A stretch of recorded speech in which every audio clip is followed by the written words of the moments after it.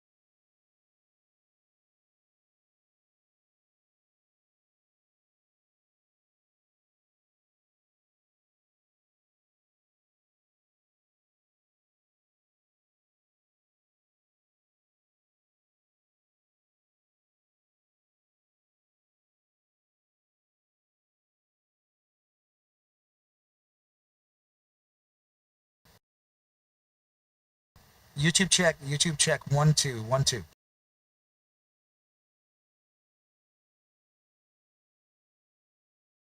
Thank you, brother. Thank you so much. Clear. It's good. We're gonna get these. Both filmed here. Filmed here. Sorry, XRP and FNGR. Let's get this. Let's get this rolling and rolling. Chilling.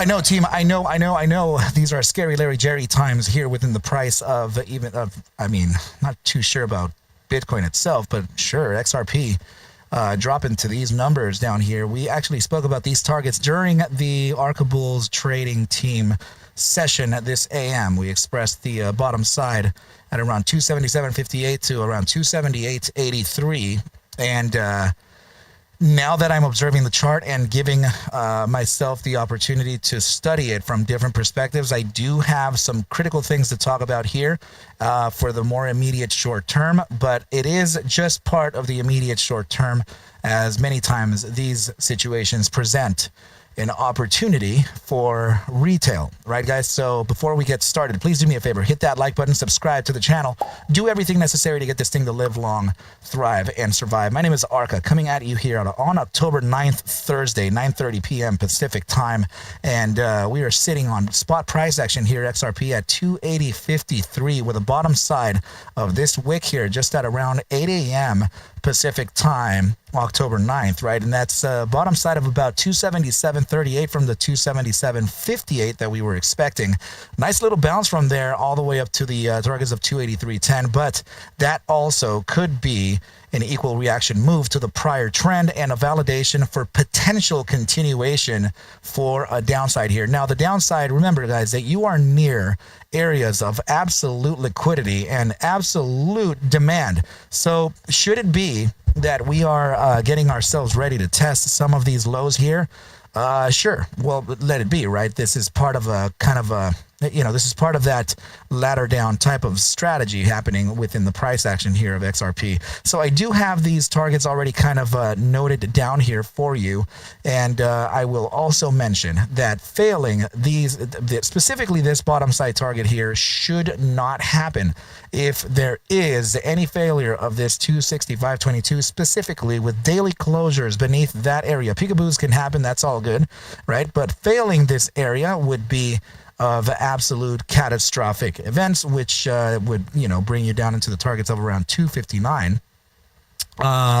Pull back up, get you that validation of 269 from there, and then you could actually start observing the potentials of around that 250.57, 250.78. Remember, these lows can be touched, they can be, but if we close below the 265 with daily time frames, that would be very, very much not good. Okay, guys. So the closing valuations are what we want to talk about here, and everything is going to be cool. All right, team. So I want to also talk to you about this, and you know what? This is presenting to me the I don't want to say high probabilities, but they are good probabilities of a continuation to the downside on XRP. And that would just be, like I'm saying, guys, it's just in fear of whatever happened in the, with Jay Powell, with initial jobless claims. I don't even know if that actually came out just yet. But all of the macro data can all accumulate here and add some fear into the end of a week for spot price action and for traditional markets. Okay, so but let's go ahead and shift over why I'm thinking that this is a high probability downside. But first, please remember, guys, that if you get approached by any Arca, quote unquote, just saying that, whatever, I'm never going to approach you first. I'm never going to message you first. And I'm never going to, friend request you first. Just if you're getting approached by an Arca, that's not me. All right, guys, dead on, straight up. I will never, ever approach you with any type of request or nothing, guys, all right? So that is out of the way, and let's go ahead and now observe this, this following chart right over here. Okay, so this is your tether dominance, right? We've been talking about this on and off here for a few times. And you can see that usually when we touch this relative bottom side, right, there are some pretty unique reactions to price action reaching some new, some extraordinary upside here. So that upside would be inverse the market, and this would show downside on risk on crypto coins, right? So as this USDT, the tether dominance, fills, that means that people are exiting their liquidity from XDC, HBAR, XLM, right? They fill their USDT up, which makes dominance on tether rise, right? So this is what could happen here. I am going to acknowledge that there are probabilities of resistances that are absolutely notable, like for example around these targets here, specifically that 4.48% right around these areas, right? So you could actually draw in a little bit of a bull trap here, or a bear trap actually, within your risk on assets. Now, observing this from a psychological standpoint, absolutely we are noticing here pretty nice inverse head and shoulders here, guys. So this is your shoulder, head, shoulder, and embedded within it could be an even smaller time frame inverse head and shoulders too, suggesting upside. Now, I get it, right? I know I see that little head and shoulders there. It's all good, but the general upside is to complete this one here. And that does have some upside targets up there. So let's just go ahead and kind of draw that in. This is your top side target of where we were just talking about, right? We were experiencing a 4.48 to maybe around the 4.50. Top bound could be around 4.52. So I believe that that is an area of resistance that we would potentially fall into, should it be that there is actual play in those areas. So right about there, right? As soon as we can resist here on USDT, then, likely a downside would follow this, right? And that would be the upside and I guess the completion of the downside on your XRP asset. So if we can, for now, right, just combine these two targets here, I think that everything will be cool. So kind of take this into account here. 4.52 top side, 4.48 bottom side. Let's draw this in here just in case, so we can get that middle bound, and just so that we all kind of know the play. So I guess the middle bound is going to be just a little bit higher here. I would say roughly about I guess right around here. You're 4.50, so not quite that center exactly, but close enough to consider. So let's just go ahead and put that 4.50 there. Let's get rid of this here and this here, and take a look at this resistance and observe it. Okay, guys. So yeah, remember that the targets to the downside that I'm looking at for XRP are, it could be, yes, guys, it could be again that we can face this bottom side of a 27758. It's not only that we have those targets available, right? We still have some in-betweeners around there that are still kind of being not mentioned at the present moment. So specifically, if we focus on further downsides, then yeah, you're looking at this 275.84 to roughly around 274.24, 274.24. Yeah, we have that area noted here. And then, okay, yeah, guys, it really is around this zone here. But Should you have any chance for bounces, yeah, that would be those two areas that I just pointed out right about here. So yeah, but just kind of take this with a grain of salt, guys. Please remember that we are within areas that a lot of people say. I got to remind you of this. You know, when this thing was running at around $3.30, $3.38, how many people would say like, oh damn, dude, I wish it would just go back to 260. I would like load the boat like super hard, bro. Right? And you know, here we are, and you know, remember, guys, it's if you're playing XRP, if you're playing crypto, then the usual type of strategy here would just be to buy it, right?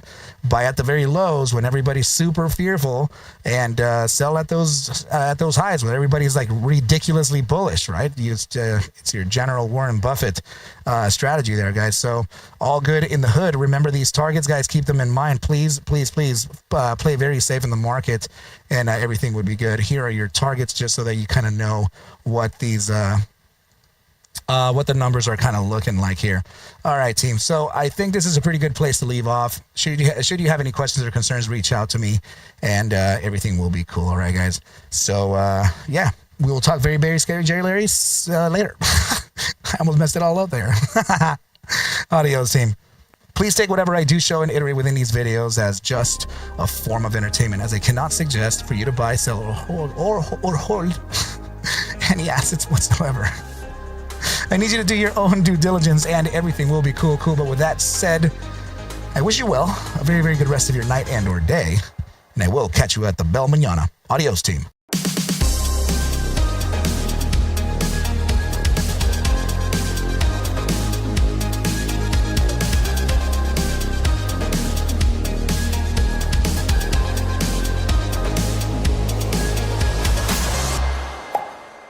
Oh, yeah.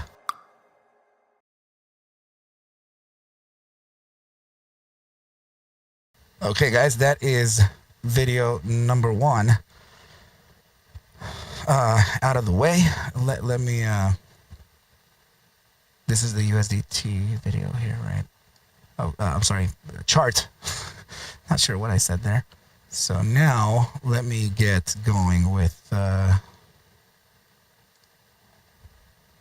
yeah, let me get going with the FNGR video now, team. Let me switch over here and just prepare this real quick. Oh, you know what? Yes, I have to upload it. Stop it, brother. Stop it. What is going on? Okay, so let's go into YouTube.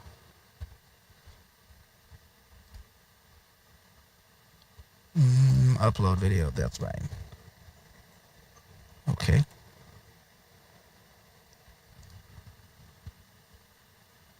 Just a sec, team. I'm going.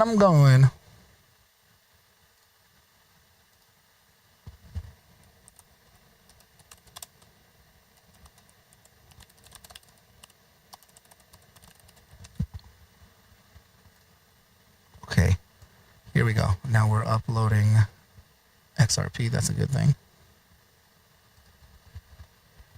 And coin. So government closed. I don't know if we're even getting jobless numbers. Oh, right.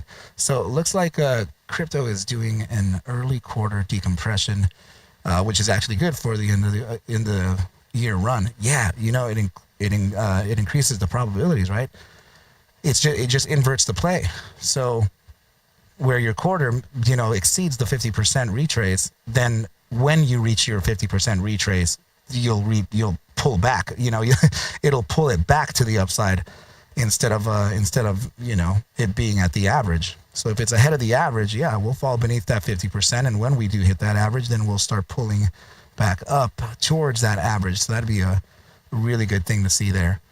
All right, team. So let's let me prepare. Well, actually, for the better part, it is prepared. How many of you gained? How many of you risked on FNGR today? And where did you do it from? Let me take a look at this here.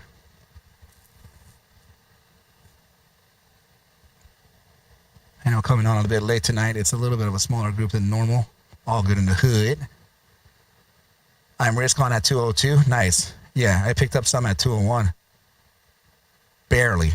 10, you got 205. Nice. Okay, good stuff, guys. That was a pretty insane quick upside right after we met that area there.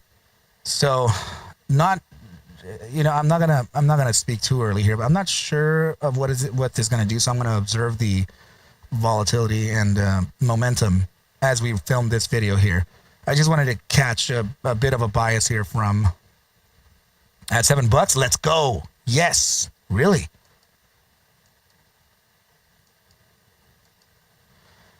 We have an $8 target, $7. The $7. I do remember speaking of that to that as well, bro. I'm not gonna lie. I think I do have a $7. Yeah, look, 671, 673 there on a few upper bounds here. Oh, right. That is also something that I would have to mention. I would have to, yeah, this one here. I would have to mention the back tests again. Okay. Let's see. There they are. Okay, perfect. So I'm going to meet these two over here. This is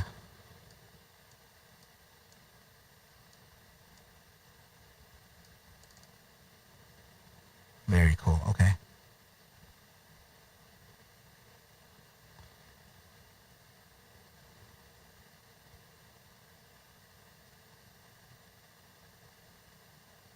Oh man, okay, that was a huge upside there. Another upside here, because we still have a few missing iterations. Another upside here on that volatility expansion. And the last iteration that we got before this was actually a downside. So we've added, let me see. Oh, actually this one, sort of this one, it actually started the upside here. So that would be -1. This is +1. Nice. Okay. So we have +1.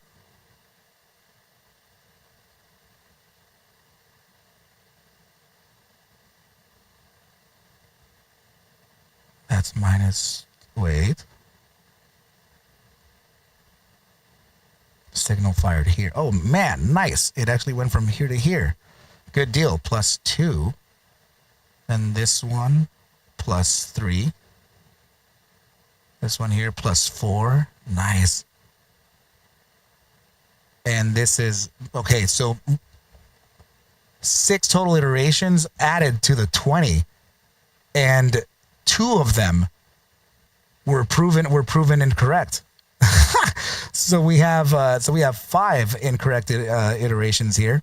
And man, so it's actually me not putting those statistics in here are actually diminishing the value of the statistical output. It's probably 86% or 87% accurate. Oh man, I love it.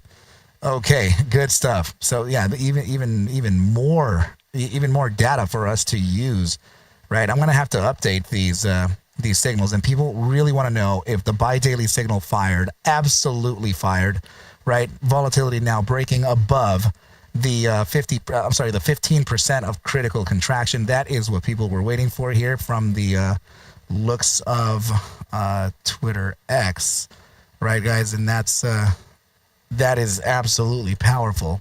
And I will say that it's, you know, the attention. The attention is starting to kind of spark a lot again. That, you know, I'm getting like posted everywhere, people, yeah.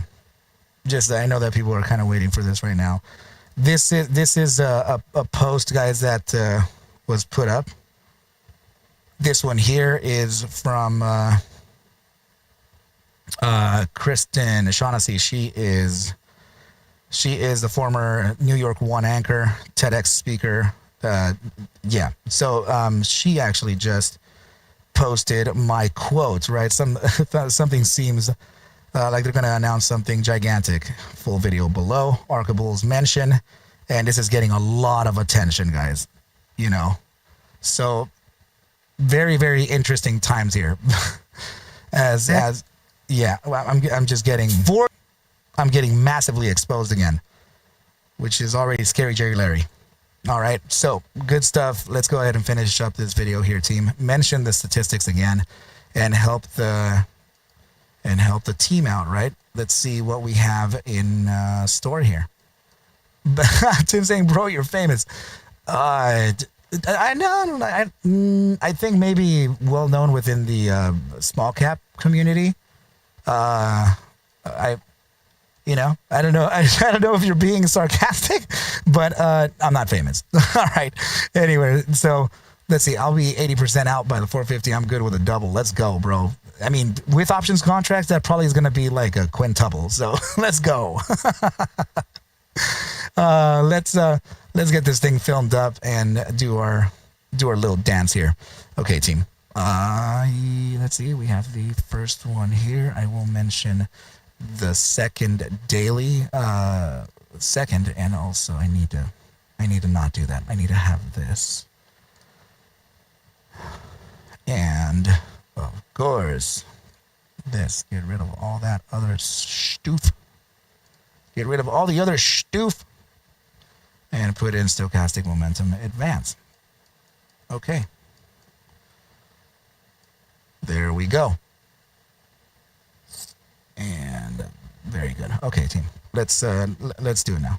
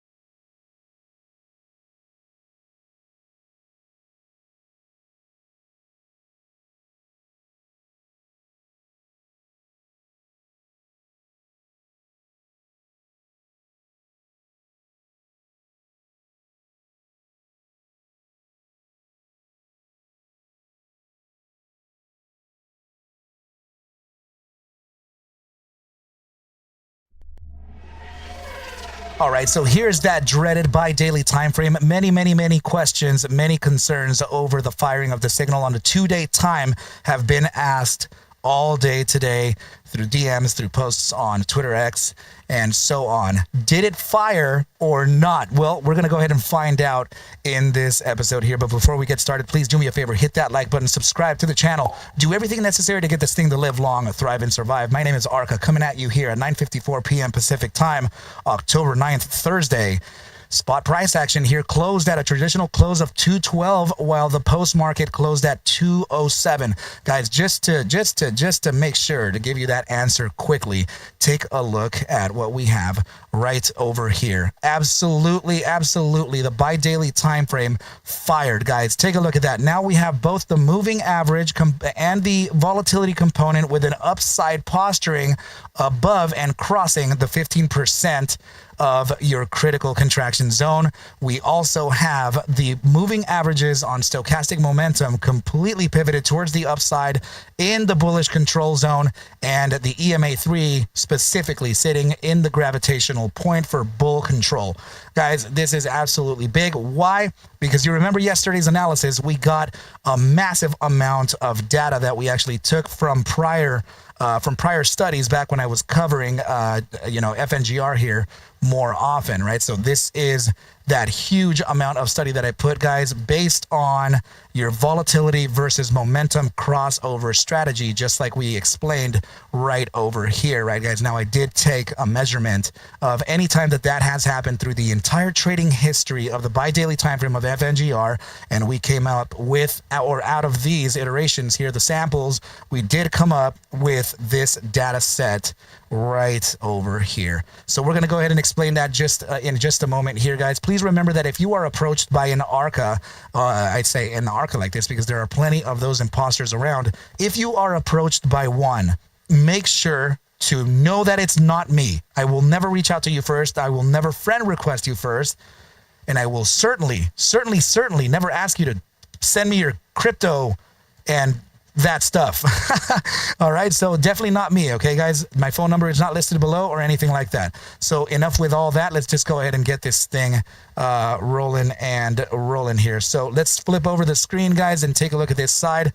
These were some of the entry conditions that we spoke of, right? We actually ended up not reaching the true bottom side of what we wanted as far as the demand zone, right? Specifically any of these areas, but many of the team, as we were speaking about this live in the ARCABULLS trading team, we did kind of end up picking up position all along this area here, right, guys? So some of us did get a 201, some of us got 202, 205s, 208s, and what happened nearly at these bottoms here, guys, we actually exploded to the upside from that 201 all the way up to 218 in no time flat, and absolutely maintaining some of these critical supports. There is a bit of a, I guess there is a bit of a psychological formation going on in here.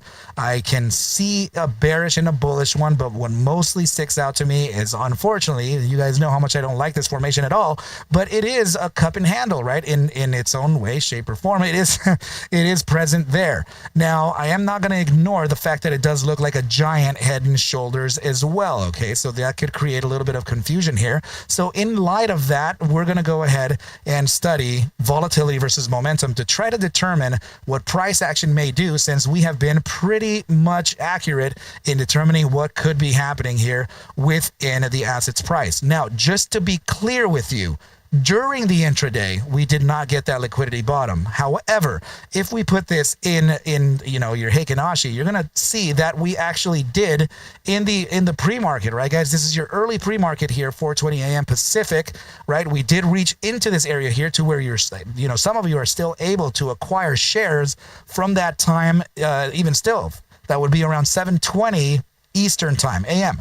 So from this here, guys, we actually did get the resistances that we wanted, right? All the way up to the top side target for the immediate short term, of which we identified at $2.20.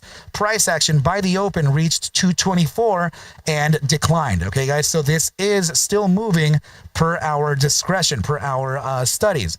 Remember, I still see this head and shoulders here, so this may be the reason why we are going to be facing a potential opportunity to get in the actual targets that we need. So should we gap up, we're going to go ahead and determine if maybe that could be a short-term take profit and maybe wait or just hold the position and then average in, because remember, if it's not actually meeting the target just yet, then we should not be fully levered into those positions just yet. So let's go ahead and do that here. And oh, you know what? We still have the daily signal fully fired here, guys. Take a look at this. Let's get rid of all these silly little things here. So yeah, what we're observing, guys, is absolutely the volatility versus momentum signature. So here is the firing of the daily time frame within critical contraction above the 15% line here, right, of critical contraction. Break above this, upside posturing both the component and moving average, and still upside posturing on the daily time frame stochastic momentum. So this is, guys, we're in gravitation here. So this is you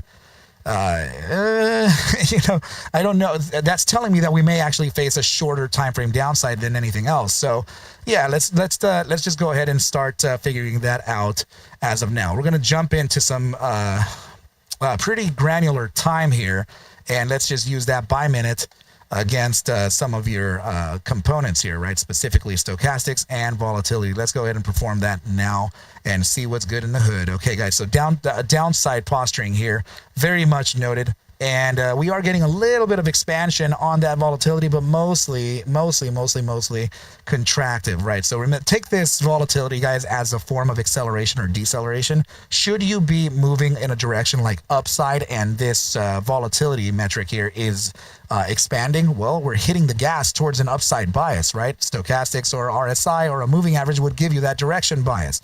Should we be downside and accelerating? Well, that would mean we're accelerating downside, right? So just to give you that quick little crash course on volatility and momentum, specifically as a profile together.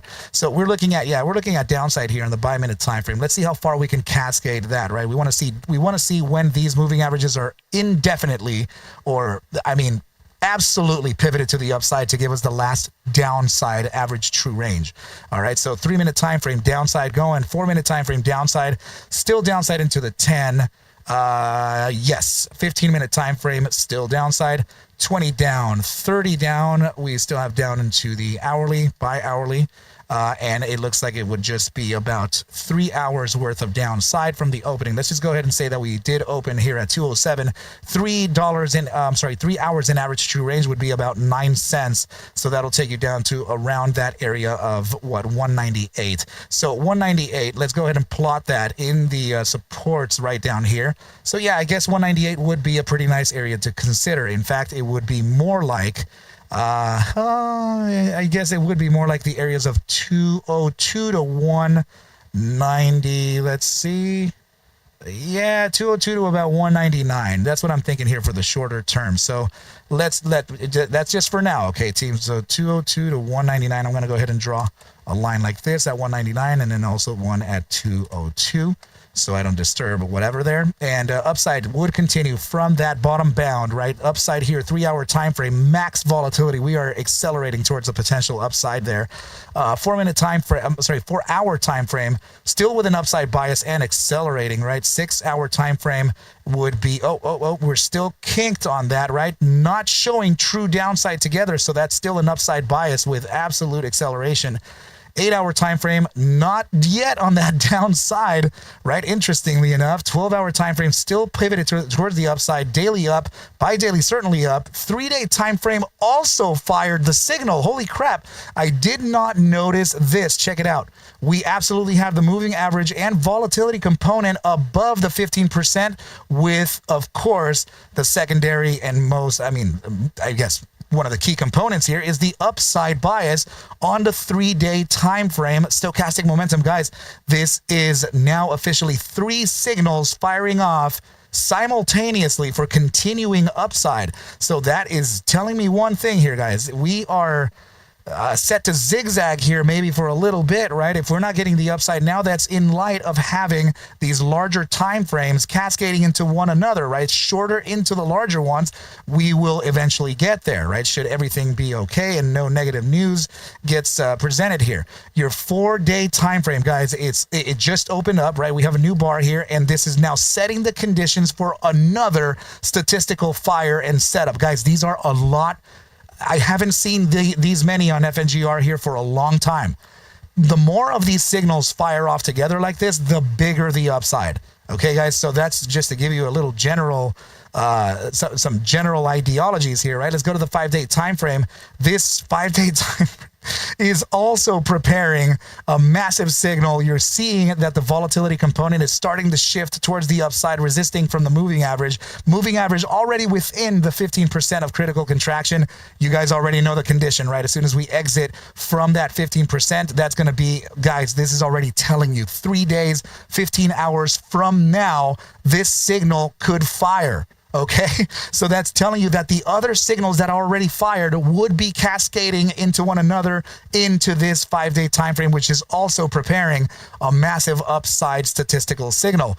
Let's go to the weekly time frame, guys. The weekly time frame as well, and that one, by the way, is closing in 14 hours and 55 minutes. This tells me that by an average of about 6.5 hours in time, your weekly time frame would start to decompress, which is why we're noticing that we could drop in price. Okay, so average 6.5 hours prior to the closing of a weekly bar, we get a 50% decompression level.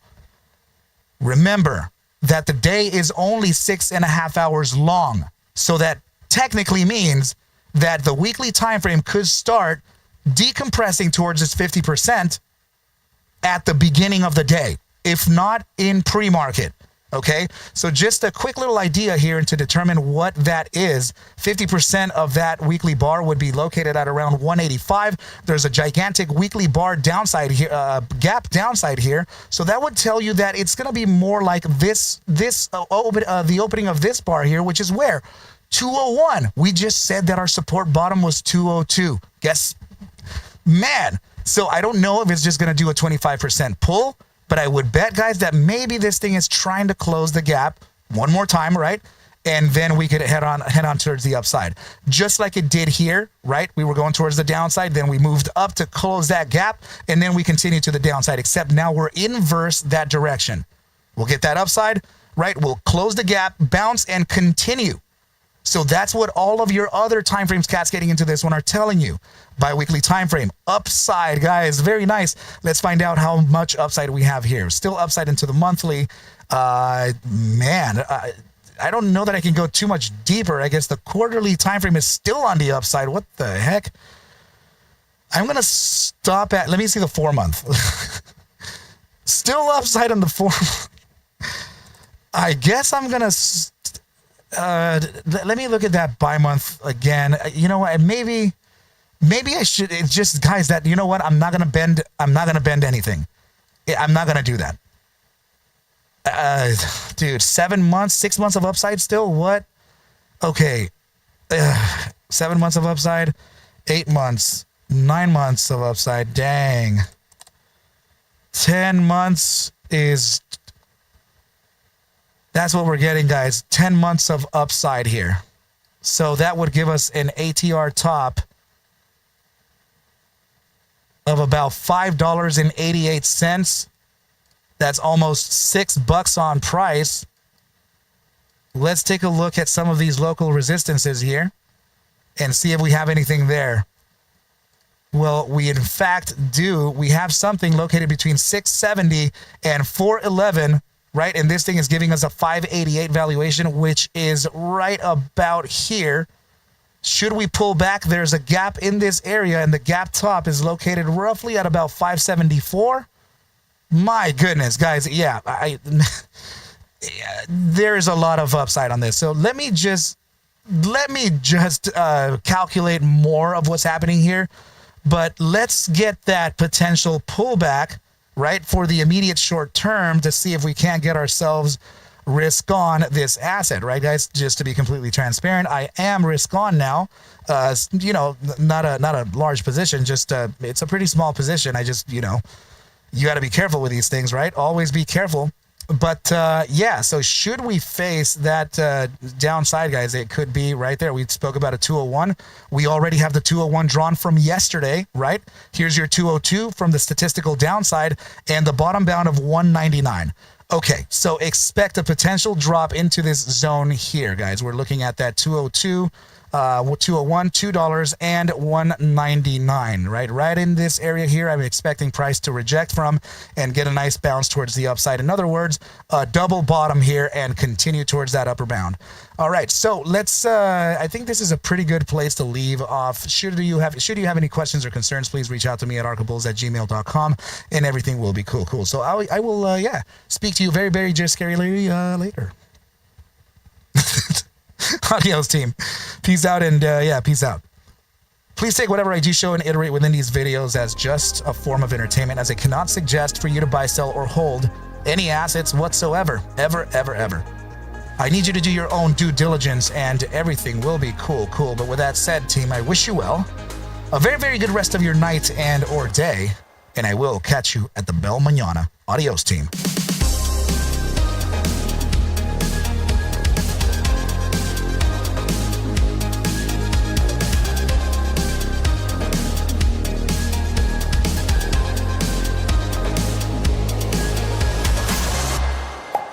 Oh, yeah.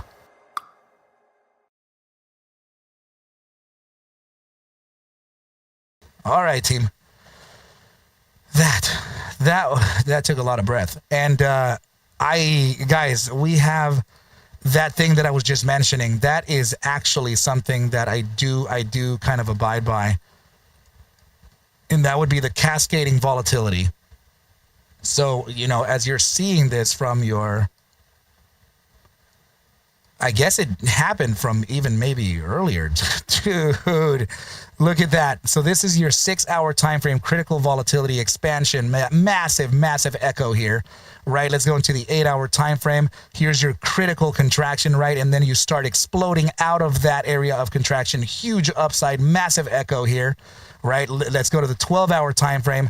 There's your critical contraction dips, right? Even in here, you dip into the 15, burst to the upside, huge echo, right? And then you move along to your daily, where you officially fired the signal for this gigantic upside here.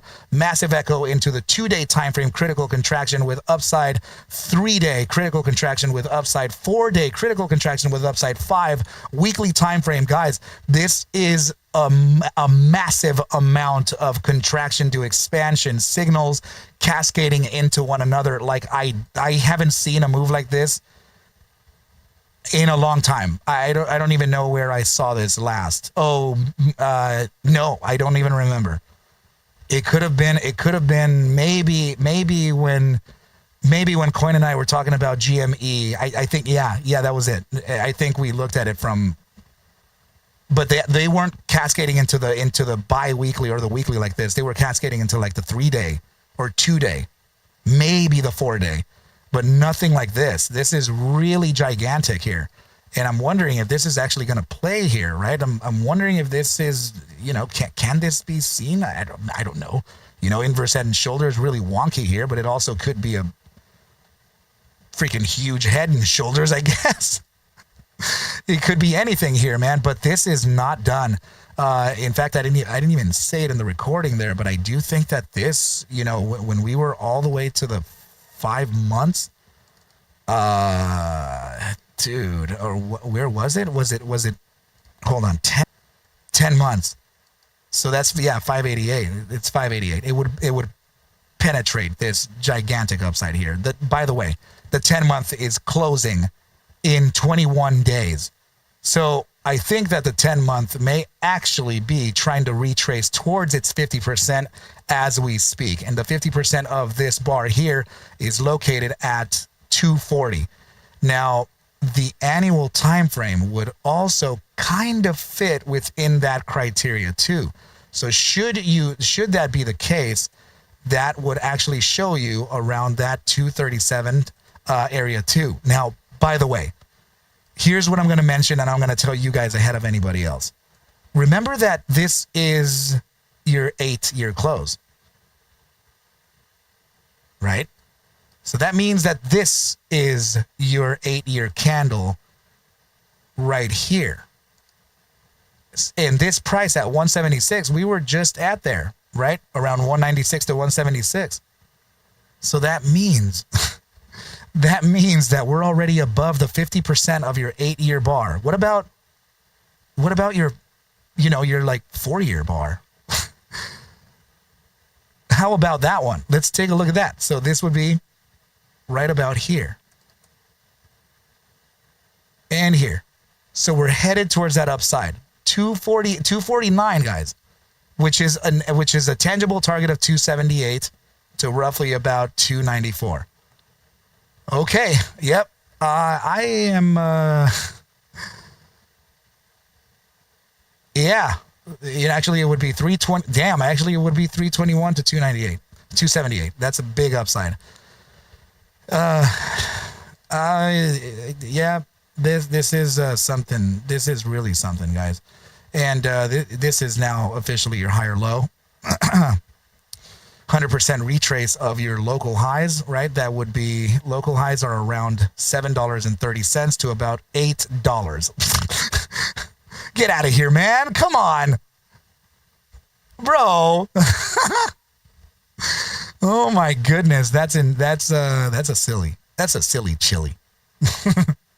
Okay, so team, yes. yes, and very much yes. Let me get here these things posted here, and I will mention, let's see, 320 is a huge struggle area for this stock, I believe. Yeah, man. Oh goodness, it really is. Huge resistance at those splits. That's lots of resistance in there, right? $3 to around 320, I think 328, whatever that is. I remember talking about that target so much. So much. Dude, yeah. Oh my goodness, man. So, all right, guys. Why don't you, just give me a few here. I'm gonna post these 2 videos up, and you can step out if you want. I can just do an at everyone and say I'm back here on the here in the chat. Amazon is getting the rotation, bro. I hope so. That thing, I am bullish on it. So let's do it, guys. 228, bro. Ooh, it did it, huh? Dang. All right, guys. Let me post this thing up real quick, and I shall come back and mention everybody. See you at 280, buddy, for sure. Oh my goodness. All right, guys.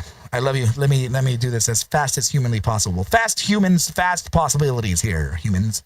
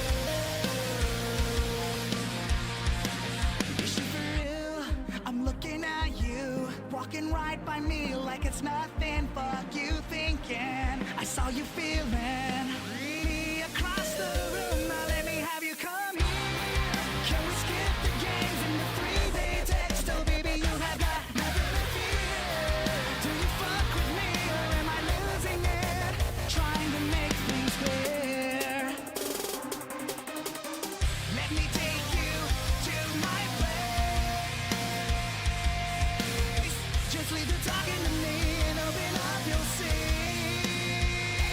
that I wanna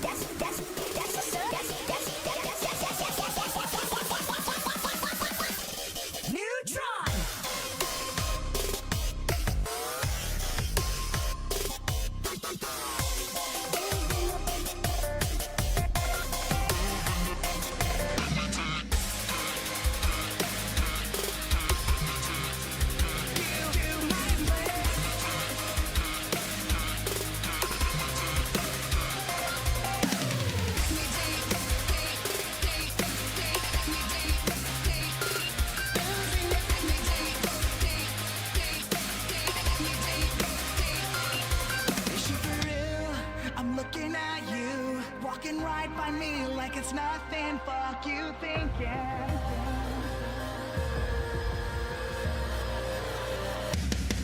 Let me take you to my place. Just leave the talking to me and open up, you'll see that I wanna take you back to my place. Just take a walk with me so everyone can see us. Let me take you to my place. Let me take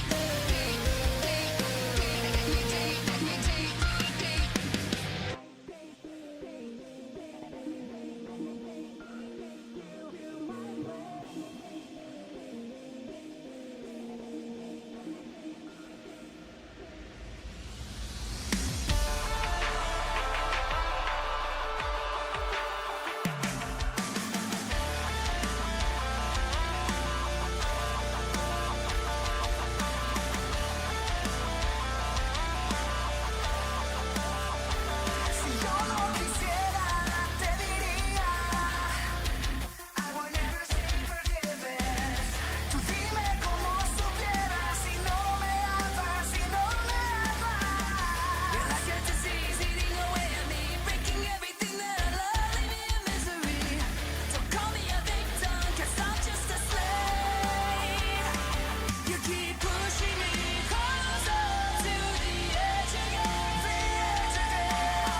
Suffocating underneath, I'm trying to numb the pain. You hit me like thunder.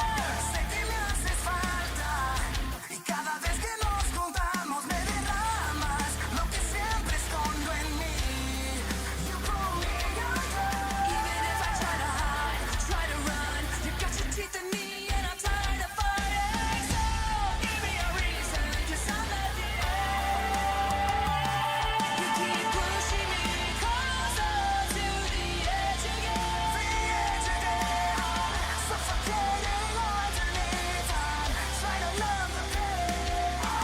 I just wanna feel again. Bloodshot eyes, I know I can. Pull me under. You keep pushing me closer to the edge again.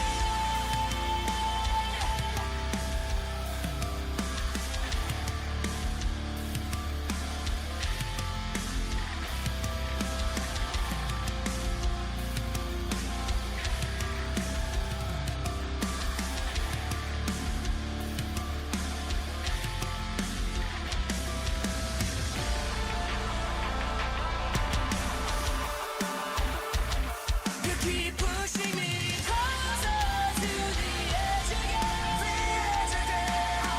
Suffocating underneath, I'm trying to numb the pain. I just wanna feel again. Bloodshot eyes, I know I can. Pull me under. You keep pushing me closer to the edge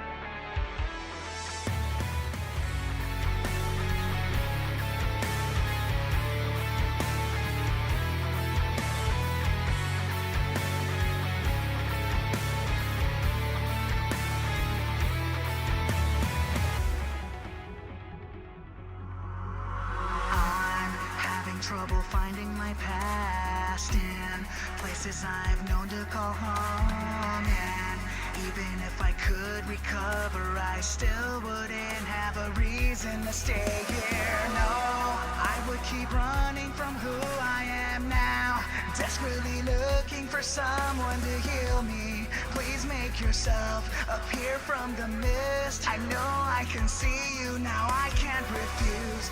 Please make your way out of the dark now. Make me believe that I still have reason to stay here.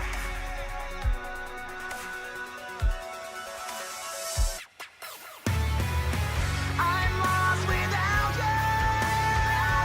I'll move every mountain.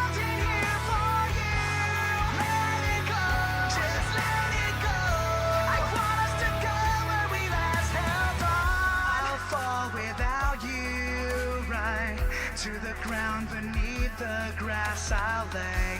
My bones will shed the tears I left, leaving the memory we once shared. I'll be the one who says sorry for the life I gave you then. I'll come out the dark now, make me believe that I still have a reason to stay.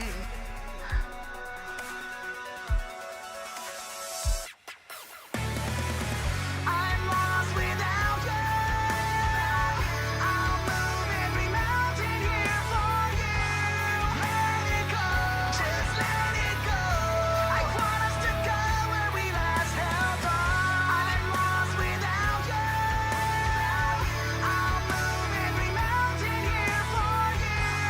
Let it go, just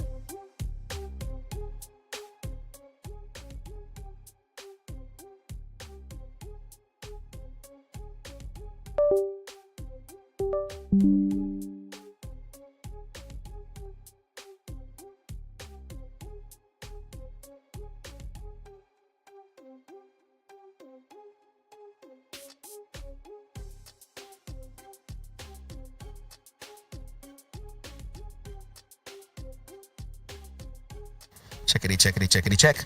My voice still here. YouTube, check. Discord, check.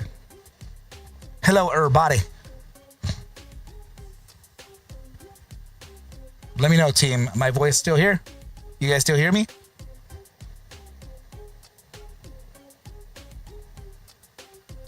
Ninja. Brown Belly, what's up? Nice, guys. Thank you so much. I remember when I wrote this track here, it was supposed to be like in light of that I could do a put your back into it. I could do a put your ass into it, whatever that is. Oh my god. Yeah, it's Ice Cube. Yeah, man. No. Was it Ice Cube? Yeah. It was. He was featured in it though. It was damn, Ninja, that sucks, man. I could do it, put your ass into it. I could do it, put your back into it. Put your back into it, right? That song was hard, man. So I wrote this. I wrote that track in LITE in inspiration of that flow, that beat. You know, I just felt that at some point we're gonna do full circle back to the early 2000s hip hop rap. But all good, team. Outside of the oh, thanks, brother. Thank you. No, I think it was wasn't it Lil Kim? I think it was Lil Kim in it. No, it wasn't even her. I think it was just a random girl. Was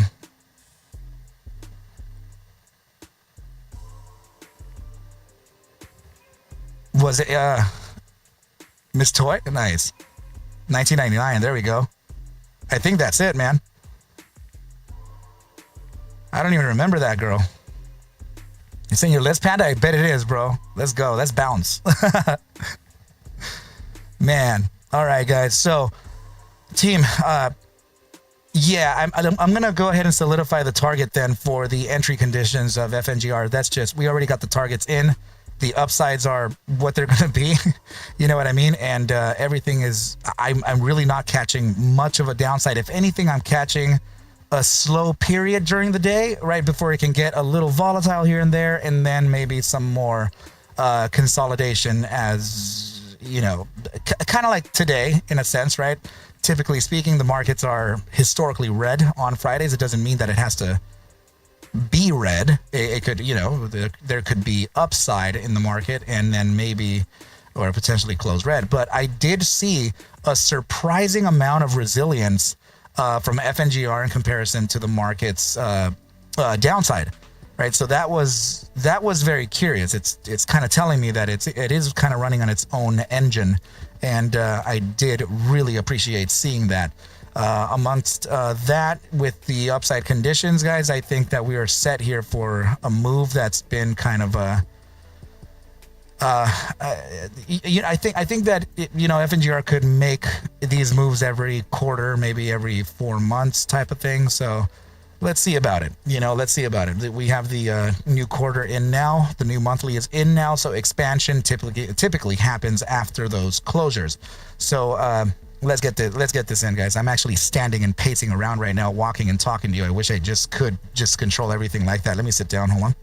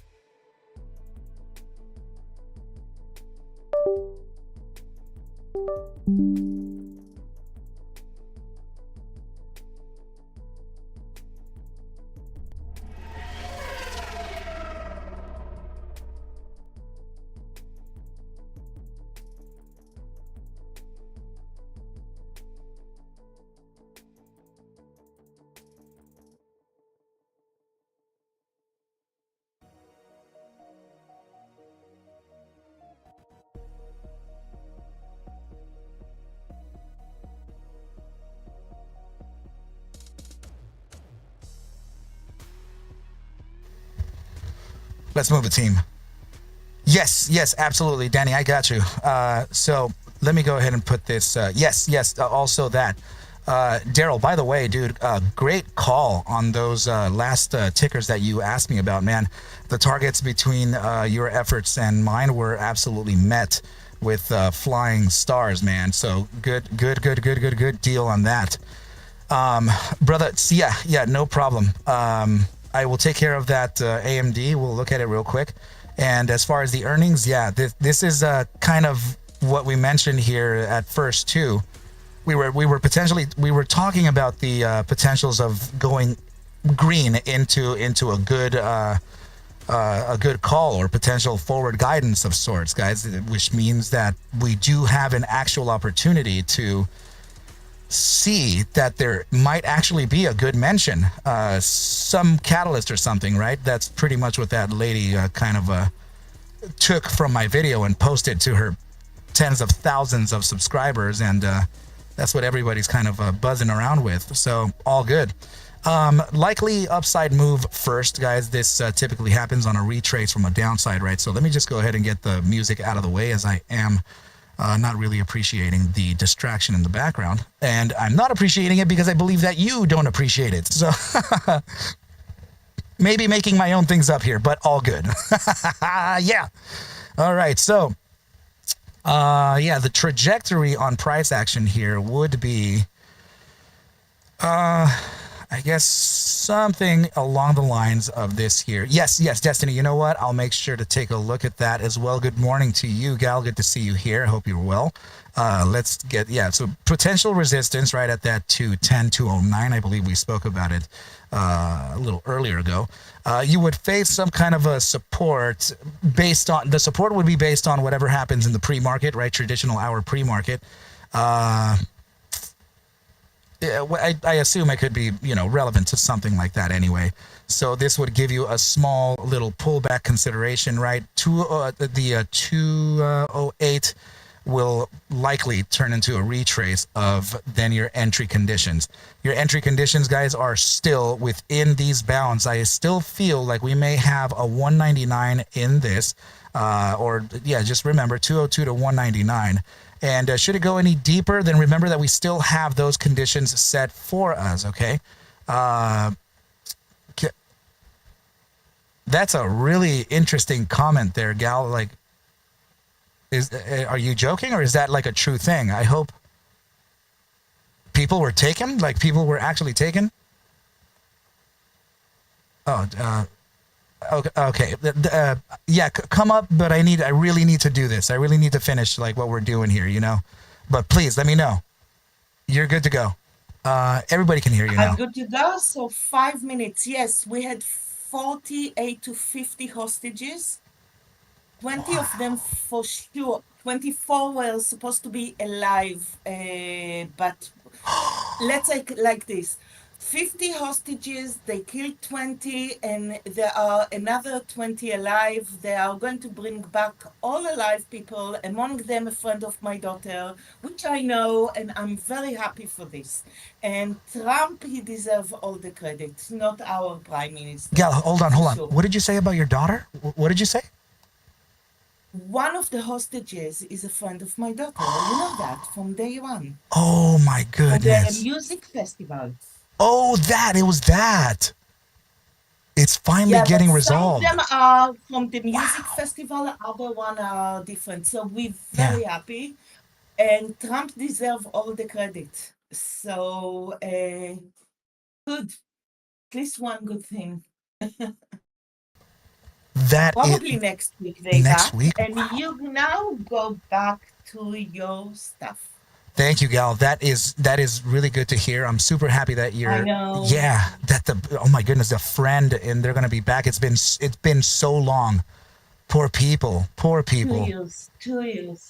Goodness gracious. Thank you for sharing that with us, Gal. I really appreciate that. And I was just so confused over what you said. The one who've been here for more than 2 years, they heard the other story about the war for me on live. Wow. But, I know there are a lot of new people, so that's it. Interesting. Thank you, Gal. I appreciate you. So yeah, and I don't, please don't, you know, don't take it against me here that I'm pressuring here, because I know that some of the people are East Coast and they are 3 hours ahead of me, and that's you know, that's like 1 a.m. for them. I'm up now. I'm going on mute. Thank you, Gal. I What do you appreciate you think? so much. Oh, No problem. sorry guys. Just trying to get this thing to charge here. All right, let's let's continue on after some really, really good news here. Absolutely super good news. Hold on, guys. My charger is not doing it right now, man. Come on. Hold on, team. I don't want this to kill your ears. Sorry. Hold on.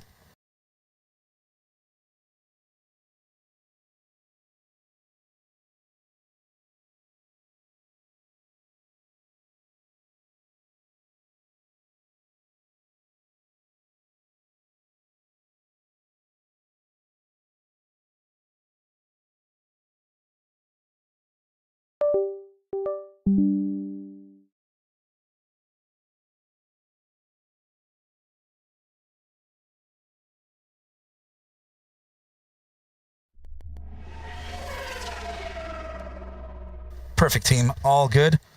Yeah, the charger was just acting super silly. So yeah, this the rejection here from the 208. Remember, the first move here would be potentially run right to that upside around the areas of 210, pull back into that zone of around 206, and this would be the entry zone, guys. If I am sort of in, you know, correct here, then we might be experiencing the floor here, right? That we still have bottom side targets, we do, right? But this may actually be it. And this can absolutely start making that big thrust towards that upside based on many, many back tests done on this, guys. We already reached from one moment in seconds, right? That bottom bound of around 201 all the way up to 224 in just, I don't know, man, a half hour, 20 minutes, I don't know what it was, but very, very impressive upside, as I do think that we may actually start seeing the upper bounds of around 234 to 237 tomorrow on this, right, in light of all of those, of the back test and everything, guys. So there is still room, right? I don't think that anybody's particularly late. I do see this, you know, I do see this reaching the 588, maybe to around $8 should everything maintain in the in the order of which it's setting itself in, right? So please be careful as you risk on this asset. But guys, this would be a gigantic gainer, really big gainer. And yeah, so let's see what's up. All right, Devil Dog, what's up, buddy? Good to see you in there. And Cream, what's up? Good to see you there too. And good stuff. So somebody asked me here to take a look at that. Oh yeah. I need to post it. Sorry, team. Can't get away from that. Right. In fact, I'm gonna get rid of. Man. Yeah, I'm gonna get rid of this and this here, right? And put together these targets up here for now. Let me show this to the team too. I believe these were the other targets that I had near it, right? Which one's this one? The center? The bottom. Okay, good. Perfect. Good deal, team. Good deal. Let's just go ahead and paste this. Paste this.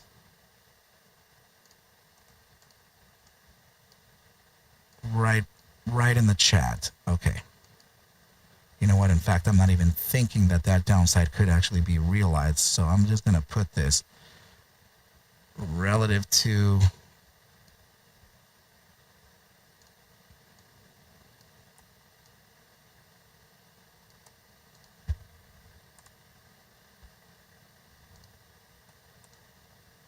I'm going to, guys, yeah, I have to kind of highlight this area here. I know it's going to get a little confusing, but please remember that I'm talking about 202 to 199 as an area of interest. So I'm going to diminish or dim this as much as I can, right? With, while leaving some of the properties still in there, right? I'm just going to dim it as much as possible, and that can give us at least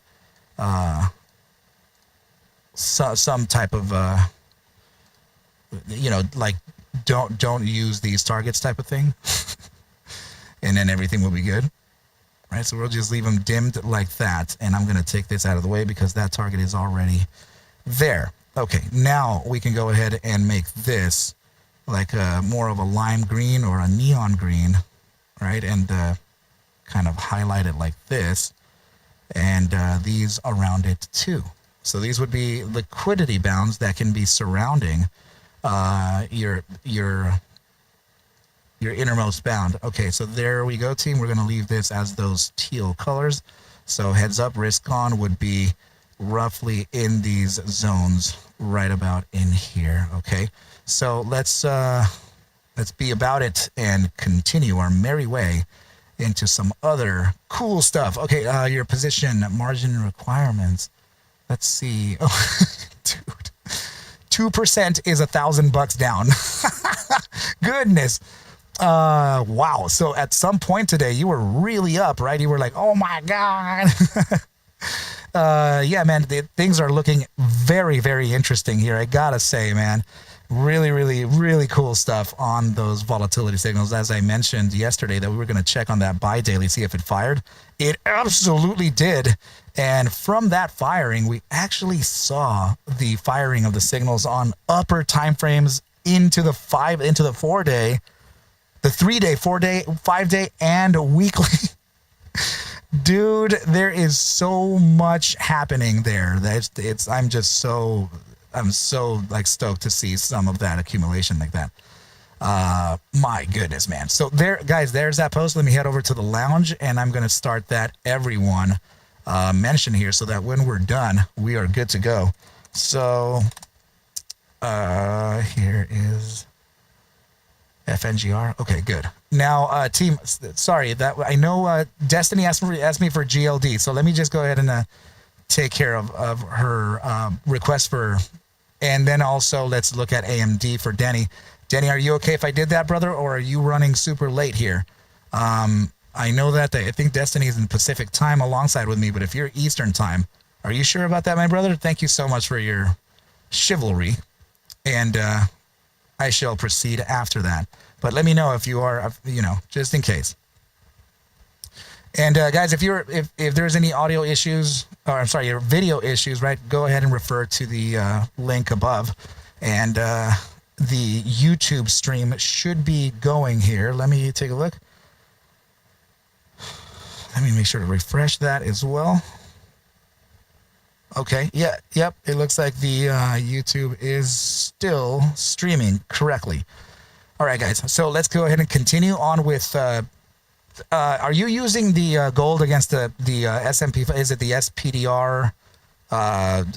Whatever ticker that is, Destiny. It's a GLD.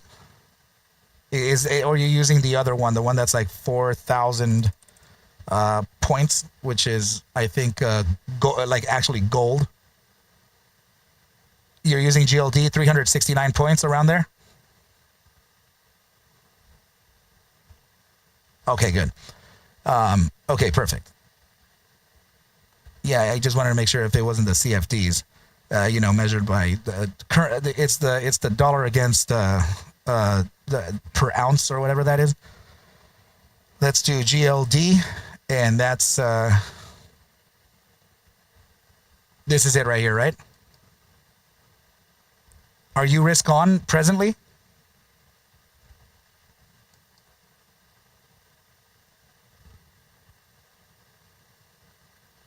Oh. Okay. All right. Well, yeah, let's figure it out. Cool deal. Okay. Well, that's not the best daily closure in the world. Ever. You do have a 367 post-market close. And that 367 post-market close is right at this gap resistance. Is this, you know what? I need to know if this is correlated to that. I assume it is. I assume it is, you know? You know, the, what the heck is going on here? Hold on.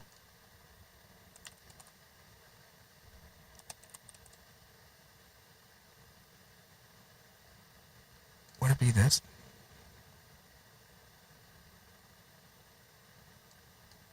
Okay. Hold on just a moment. I need another something over here.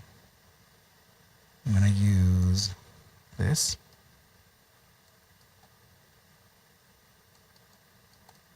And just a moment.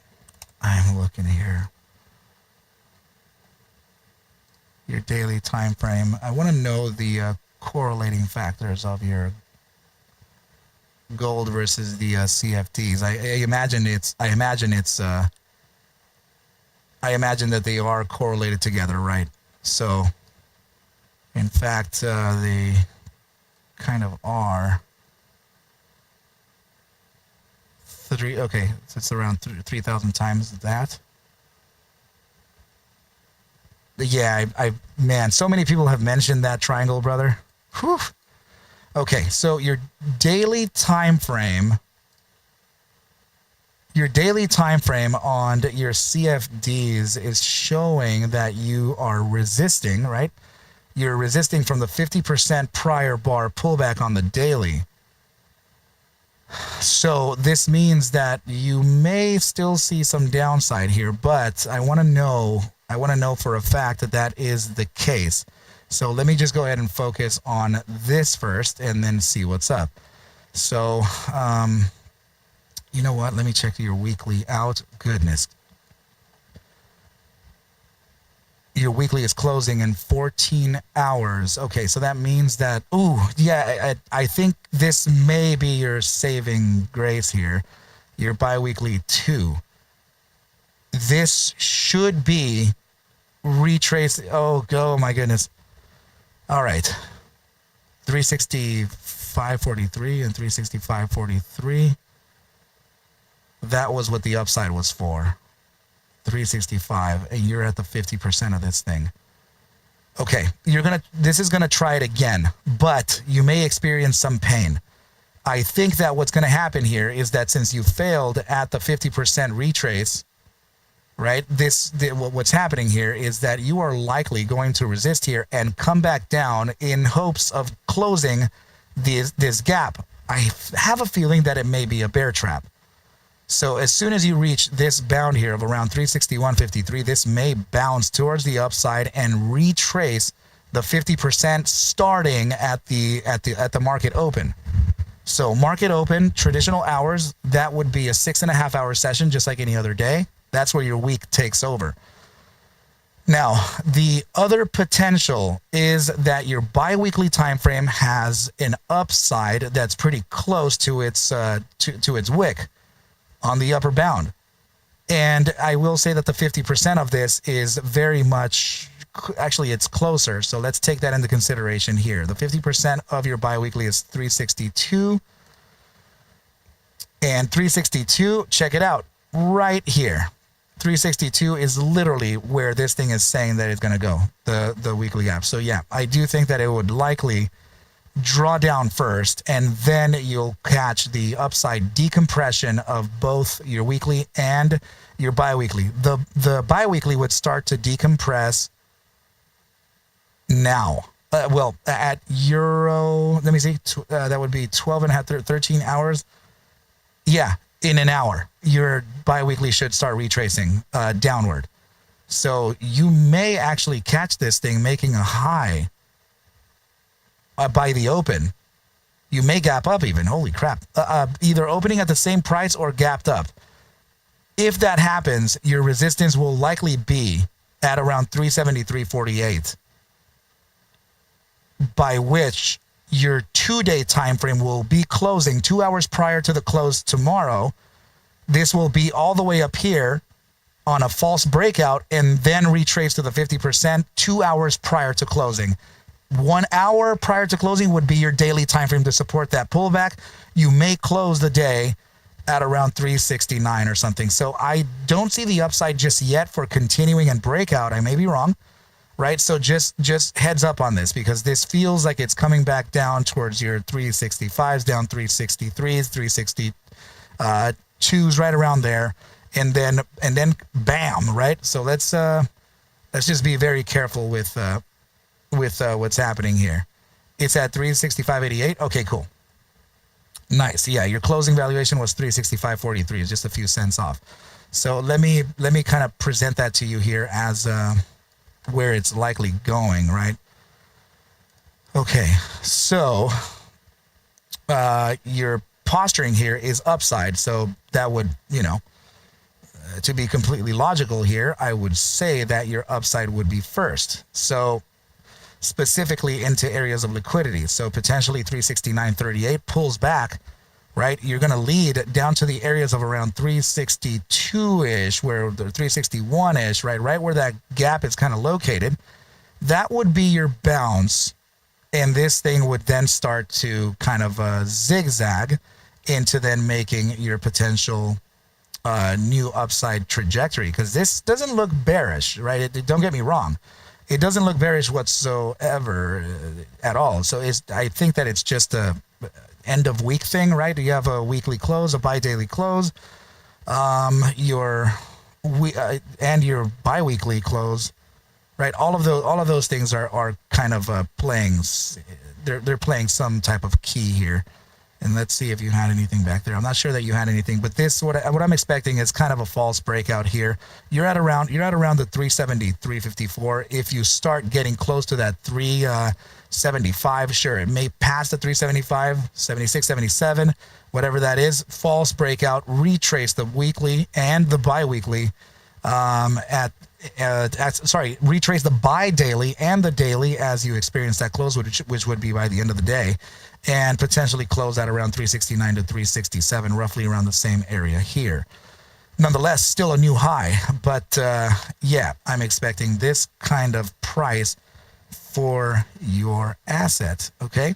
So please be very careful as you play this, because this could really, really tear your feelings apart.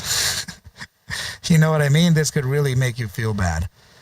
So this is your entry condition here. Should you, all right, you already have risk on. My goodness, I can't even talk there. Okay, your upside continuation would be based on the resistance of this tiny little gap here. Logical resistance zones. So this resistance pulls you back, right? So I'm thinking upside, downside into this, consolidate within these areas, right? And then make officially that breakout, false breakout, and then come back down. I don't know that it's going to happen in that fashion, but if it were me, I would already kind of be seeing that.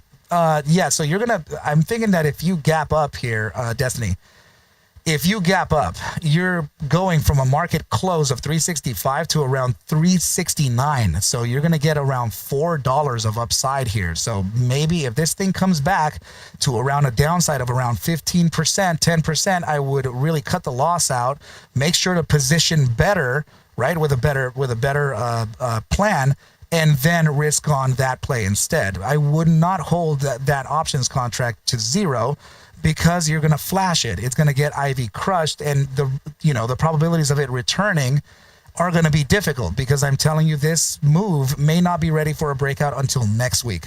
So heads up on that. Still new highs today, but no breakout officially. That's at least what I think. Okay, I may be wrong, but I want you to maybe at least consider what I am saying here. You know what I mean, Jelly Bean? And your options are for next week. Maybe get November's. You know what I mean? I think it'll be a little safer if you got some November expiries. Liquidity bottoms could be at around 358. Whoa. Yeah. 358.66.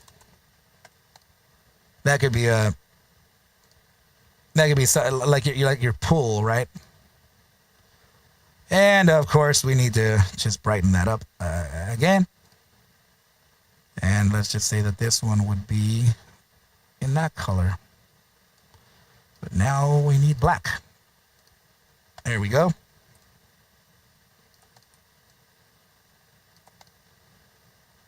Okay, so these are some of your exit conditions here too. Keep an eye on these. Like short-term trading, that is, you know. Scalping and momentums and stuff.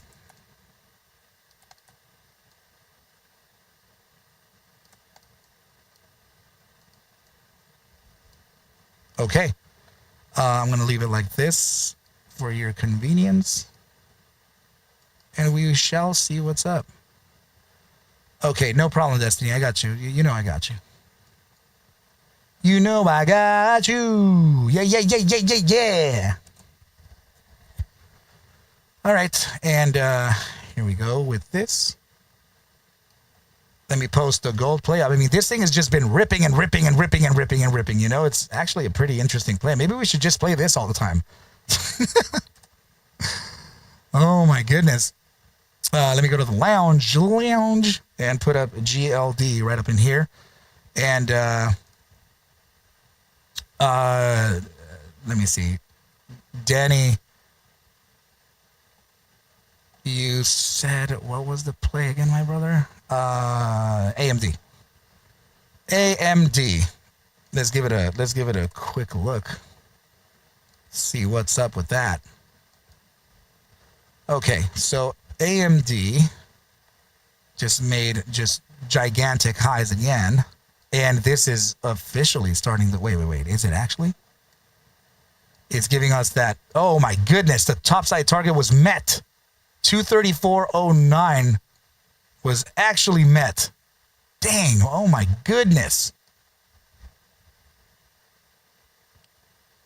Oh, dude, let's go. Entry conditions, of course, we dipped down super hard here, guys. This is what I meant by, like, oh my goodness, man, I couldn't, there were so many different things happening and, like, catalysts, and you're no longer going to sell this, you're no longer going to China that, you're no longer, like, there was so much of that everywhere, guys, that it was just frustrating to like, consider just whatever was happening here on price. But, yeah, guys, my apologies here, as we were looking for some entries at 161s, and even before this, guys, we noticed the false. We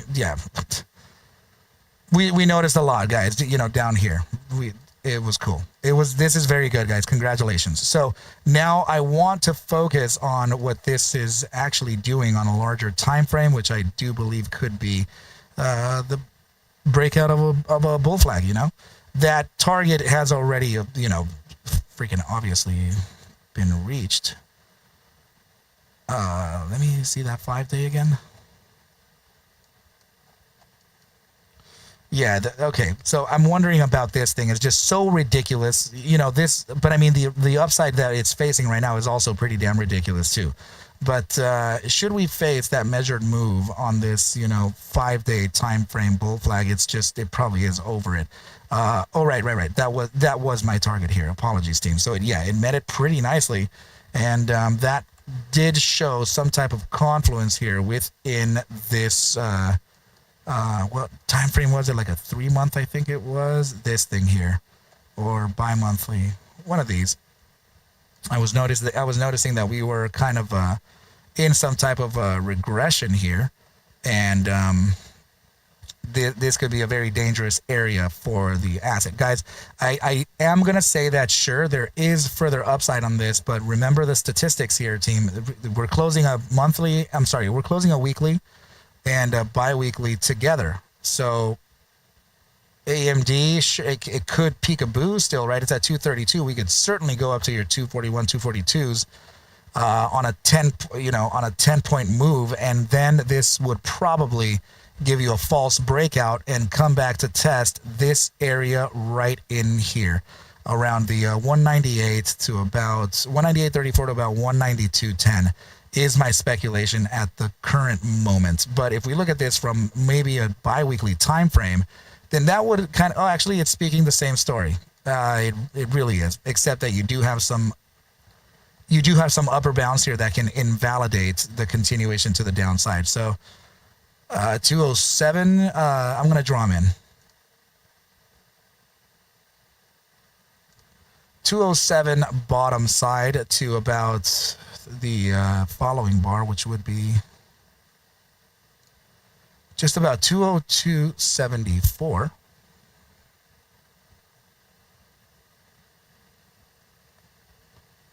Following that would be, we already kind of had this resistance here. So this would be your natural resistance following that team, and that could show support. It really would be all the way down there with a 50%, with an active 50%. Yeah, as much as I wouldn't like it to be, it would actually, guys. That's a pretty gigantic area. 185 to about 171.56. Middle bound is valid here, roughly around 179.32. So what's happening here is that since I am noticing these larger areas like this, I've tested that against myself. So when I start speaking of these like large ranges, right? Not to say that, oh, you know what, I'm a trader and it looks like we are up here and we're going to support somewhere right in here, giving you like 136 to like $80. I'm not doing that, right? So I've studied why I've actually identified targets of that magnitude, and that's because the present volatility is exceeding the normalities, right? So, for example, here, you see this? Without noticing, I can just tell you that we're expanding into critical. We just broke the component into critical, above 90% critical expansion. This type of break into these areas here introduce a lot of movement. So many people above average are buying and selling, even all the way up to this bi-weekly time frame. So, even your average true range top is probably exceeded as well. Current ATR top is 184.04, and we're sitting literally at a top side of around 240. So you can see already that we've clearly just broken above many statistical averages. Yeah, so I know that I can focus here on a few different things. I'm gonna take these things out for now, right? Just to kind of keep things a little bit more at bay. Hold on, it'll be roughly at 179.21. I'm thinking that this could. Let me see your monthly on that.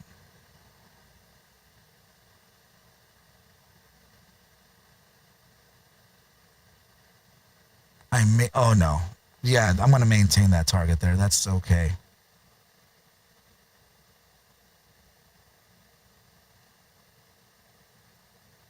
That's the most confluence. I can't. Okay, there's a tiny little range right below. Yeah, like right in here. There is a very small range. It's right about here. So this would be 169.23 to 163.83 if it even tries that, guys. I don't think it's going to do it. In fact, I don't even know if it's going to get to 185, but I have to mention these tiny little things here in case it does. You just don't know with these assets. It's breaking out from a critical area and you're not really testing them as you go. So that thing that I told you about me testing myself when I start identifying targets that are really wide like that is because I noticed that the volatility is upside, just like I showed you. I just want to make sure that everybody kind of caught that. So as I do feel I feel weird kind of telling you targets like that. I just don't want you to feel like I'm cheating or something. Cheater. Yeah, of course, bro. No problem. I got you, senor.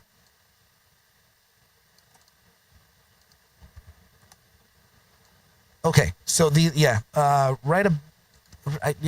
the better part right there What the heck is GE doing? Breaking out from what appears to be a bull flag. Also potential pennant. Inverse head and shoulders strategy. Tri-formation breakout. The target is met. And you need to pull back to the top side of that flag. Oracle. Amazon, we still have the targets in there, so that could be an easy one to look at too. LEAS sold it at $5.63 and ran to over $6. I know, dude. And what's really cool about that play is that that was the target that we had for sell. I think we met it within a cent or two. You still got yours? Nice. Okay, guys. So then, yeah, let me just finish up here. My apologies. I know that I am digressing. Price key also? Let's go. Okay. So all of these would be potential entry conditions, team. Please remember.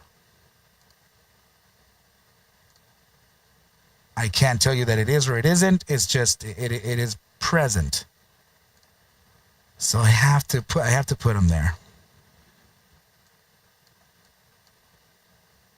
This is going to be critically extended.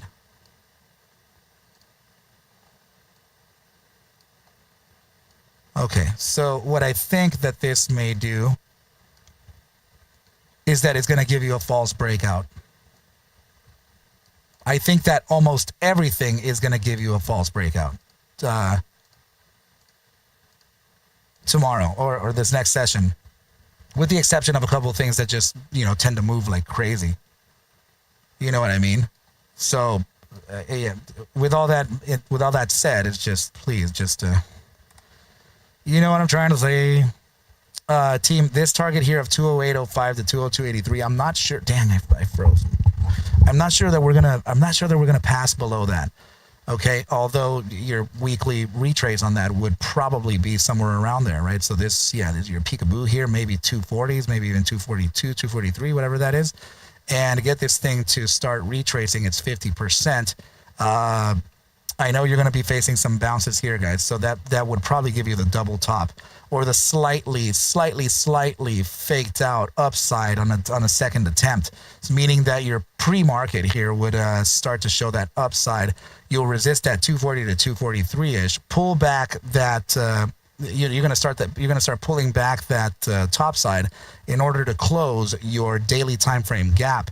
In doing so, it is also retracing its average retracement from the weekly time, which is 6.5 hours. That would be starting with the bi-weekly. Considering that would be starting in about in about 12 minutes. 12 minutes and 20 seconds and counting. That would be the retracement. So this might, is AMD up right now? I'm talking about it as though it is up without, I'm just assuming that it is. Let me check. I'm literally just assuming that this thing is upside at the present moment. Well, it is. It's at It's at 233.66. Oh, is it down or up? I can't tell. Okay. Oh, I was not connected. So 233.66. So yeah, it's kind of, I think so, guys. I think so. This faced the top side of where, let's see, so far it's done to just about 235. So that was right about here, man. 235 on that up. Double dog, love you, buddy. Be safe. Okay, 235 on the up on this, right? This means that, yeah, because you're opening so close, the proximity, guys, the proximity. So this either resists 235, it'll resist at either 237 or 243, right around there, right? Those are your typical targets to trap bulls. Okay, so this thing would resist right up in here somewhere. You'll likely get the pullback, and that would be probably seen all throughout the pre-market, unfortunately. But all good in the hood. Okay, so I'm going to draw that in for you guys now. Let me see how far I can consider this. Okay. Dang, I mean, if we do another candle here, that would be your perfect bull flag setting. Oh my goodness. We don't have anything back there, right? No, we don't. I'm going to measure it. I'm going to put the target, and we're just going to observe it and see if it can, right? That would be an almost $260 target, which halfway of that would be your 251, just about 251. I'm just going to say that between your top side and the 251, 25% would be roughly what we're talking about. There is your 247.80s, I believe, right? So just like this here, just like this would probably be the exit condition, and putting the targets on that would lead to these right over here. 247.82, yep. And the bottom bound of around 244.38. Okay, yeah, that's what I'm observing here, team. So let's just get rid of this line here, and yes, that could be your bull trap.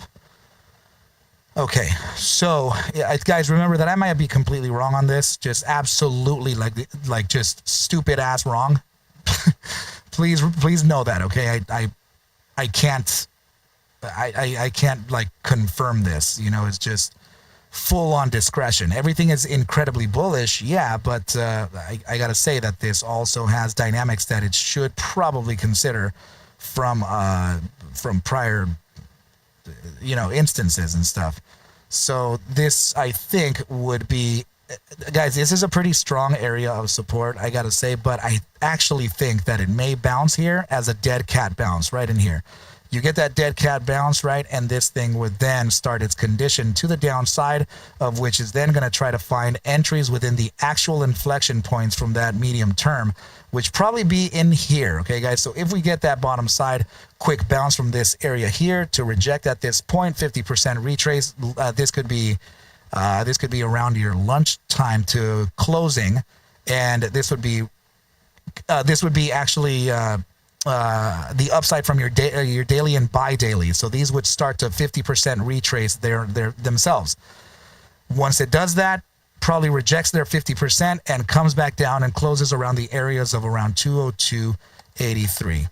Okay, so heads up on the moves here based on price action. This is not an easy run here, as we do have several dynamics that could be impairing the continuation of AMD for now, but this is incredibly bullish. Please remember that also. This is very bullish. Okay. Just like that. Put this here, and we got that down there as well. Okay. So puts or what? Oh my goodness, man. That is a gigantic play to the downside. But I gotta say that it would be playing, you know, you're kind of playing you know, you are sort of, you know, going against the freight train here.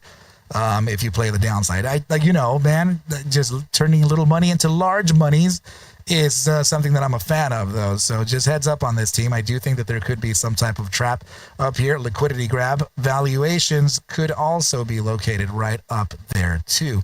259.26. Please remember. Okay. Perfect. Okay, guys. So, well, I don't know how I'm gonna like color this. I guess this would be. I'm just gonna color this red, because everybody. I don't know. I'm not gonna say everybody. I know that a lot of people here are like long.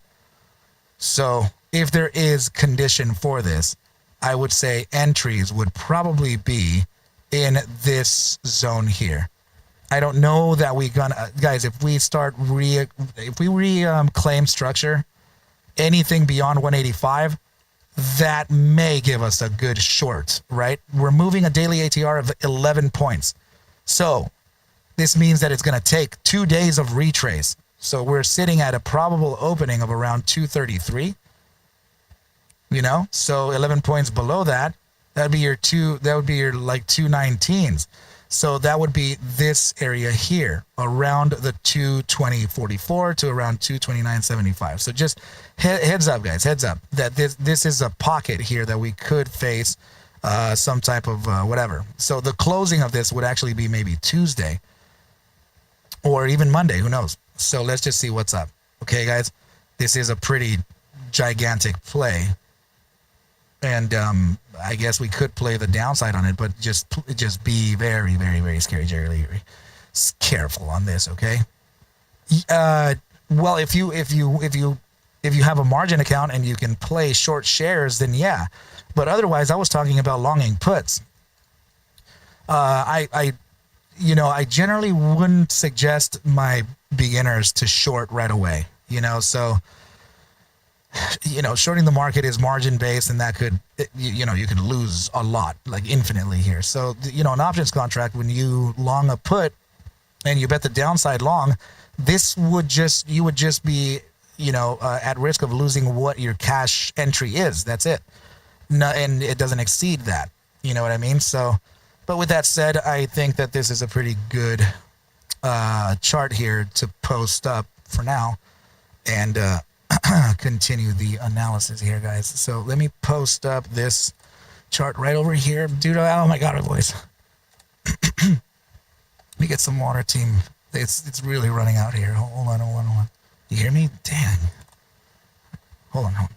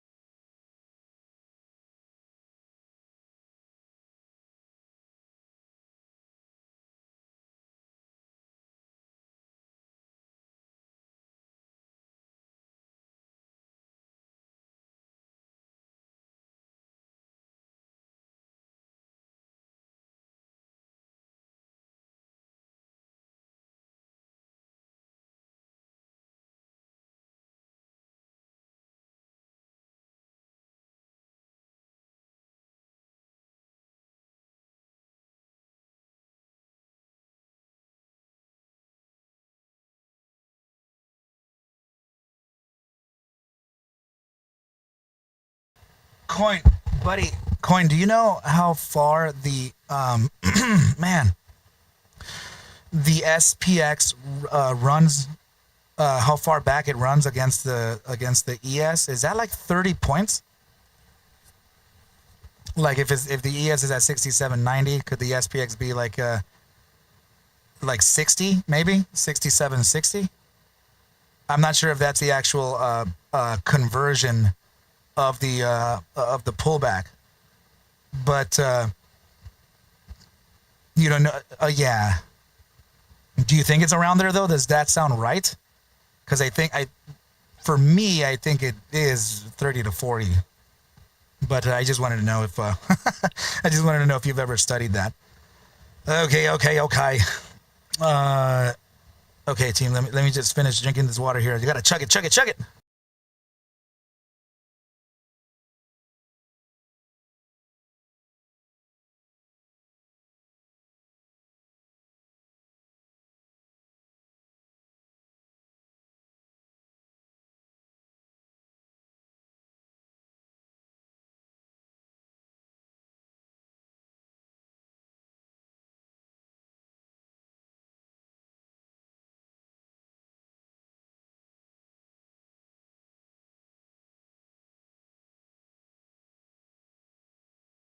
All right, team. So what was the next one that I needed to check? Let me know, guys. Put it in the chat.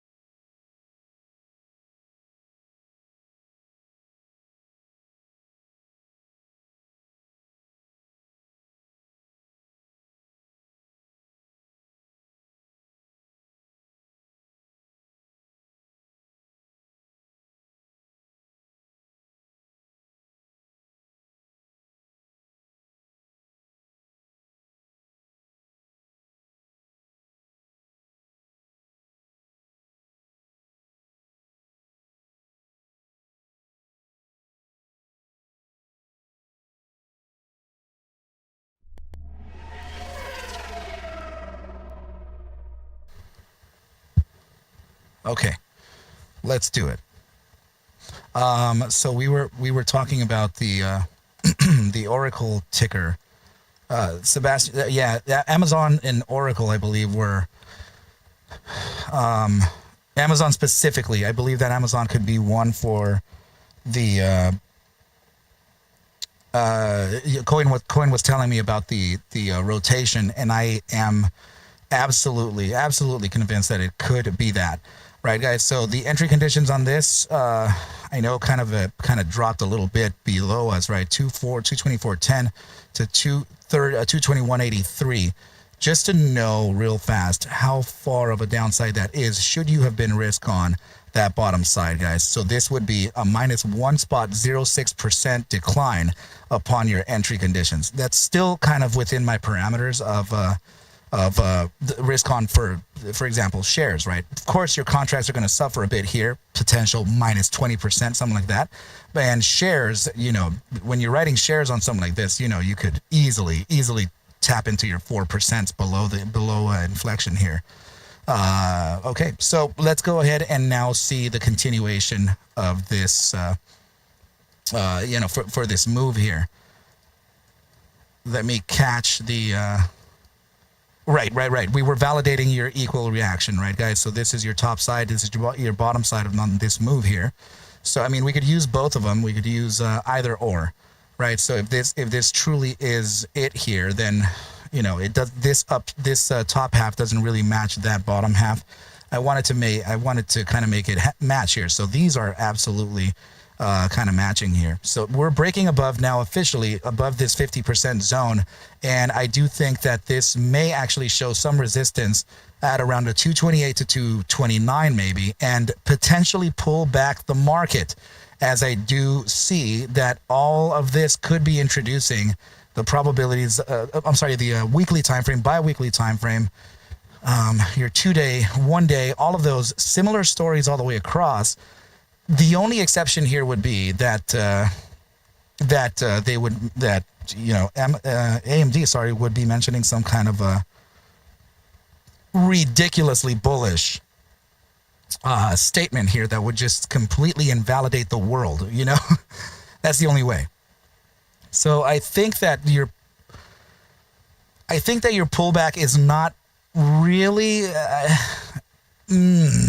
It should be 224. I'm not going to lie, right? It really should be 224 because the breakout from this area here resisting, it's not for 224. This was for these areas here, right? So that's what you validated within this point. So now that you're breaking up and breaking out from this high here, sure, we could go ahead and tap in some extra highs here, maybe even 229s, and retrace the market back into this range. You know, maybe here you'll get the short-term bounce, but in reality, I am seeing the potentials of a 224 drop in this eventually, right? 224 to roughly around 226 middle bound, and around that, 224, 224.57, and the focus zone, right? That we kind of have it already listed there, 224.99, 224.10, and this middle area here, 224.59. I think that that's what's owed, or not owed. I would say that traditional price action tends to react in those manners quite often. So if that is the case, team, let's see if these targets meet the 50% of either your biweekly or your weekly time frame bar. So let's get away from all this crap here and mark off the conditions here of your overall biweekly time. So this is the 50% of this is introduced at 222, and we have about a 224.10 drop on this. So what's the very bottom side? If it reclaims 224 inside of that, well, that sure, you know, it'll bring you down to your prior inflection that was already tested once right here.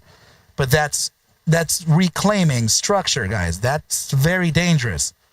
Reclaiming structure can sometimes lead into a gigantic head and shoulders, right? And this thing would fair value itself right back into what it should be running, which could be around the areas of 224 to 222. It could consolidate in here in such a retrace. I would need, you know, a way to be able to tell this is take a look at your options contract, right? And make sure to look at and make sure to just take a look at what the options are saying. I have a feeling that we're just retracing to here, and we may even invalidate it by bouncing from 226.29, because I'm not gonna lie, I'm bullish this. So my personal preference would be right around these areas here, right here, 227.22 to around 226.29, potential bounce zone located right about here at about 226.82. This could be a realm of invalidation for the bears. Now, the next thing to also see here is that this is an inverse head and shoulders. So we would just have to go ahead and squint a little. I'm just kidding. We just look at it from this perspective here. This is your shoulder here. This is your head here. This is your shoulder here, right? And this is presently what you're observing as your inverse and exit strategy from this inflection point. So if this is your retest, then we have a local retest as well, maybe even as local as 224. I'm not sure, and I'm not sure that I can get that just yet. But this would then build a shorter time frame bull flag, of which we could break out from first, right, guys? So let's just say that this is a bull flag formation. Let's check it out. 30-minute time frame. Amazon absolutely in that bull flag that we were expecting. Let's take a look at that upside first, and then make our speculations, right?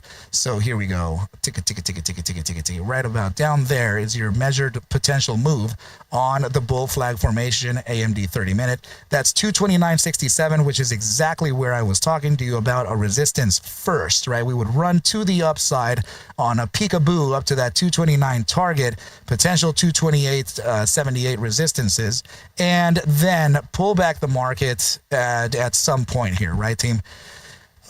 So I'm going to use volatility now to determine what that top side could, what that top side could be. So let me just look at this one more again. Yeah, that's a pretty good place. I'd say roughly 229.08 could be a very nice zone to consider some resistance, right? 229.08. When this happens here, when this upside happens here, rejection would start to happen, right? And the pullback would be from the pre-market, right, to close the daily gap. And in doing so, we would liquidity drop into this area here, maybe even into the 226.29, and then this could bounce for continuation, thus creating the other shoulder here for this inverse head and shoulders. And then gigantic upside specifically to the 230s, 235s into next week, right? So Amazon appears to have something within it that's a lot stronger than your market trend is presently considering. So all good, team. Let's just look at your volatility and see what's up. Right, here we go. Let's go ahead and put these targets here. Let's plaster them everywhere. Right, just so that we know what the play is when we look back. Chilling. Here you go, team. That is what I'm presently observing as immediate short-term resistance. And you know what? Before I forget, let me just put this. Yeah, I'm just going to put the range in here now.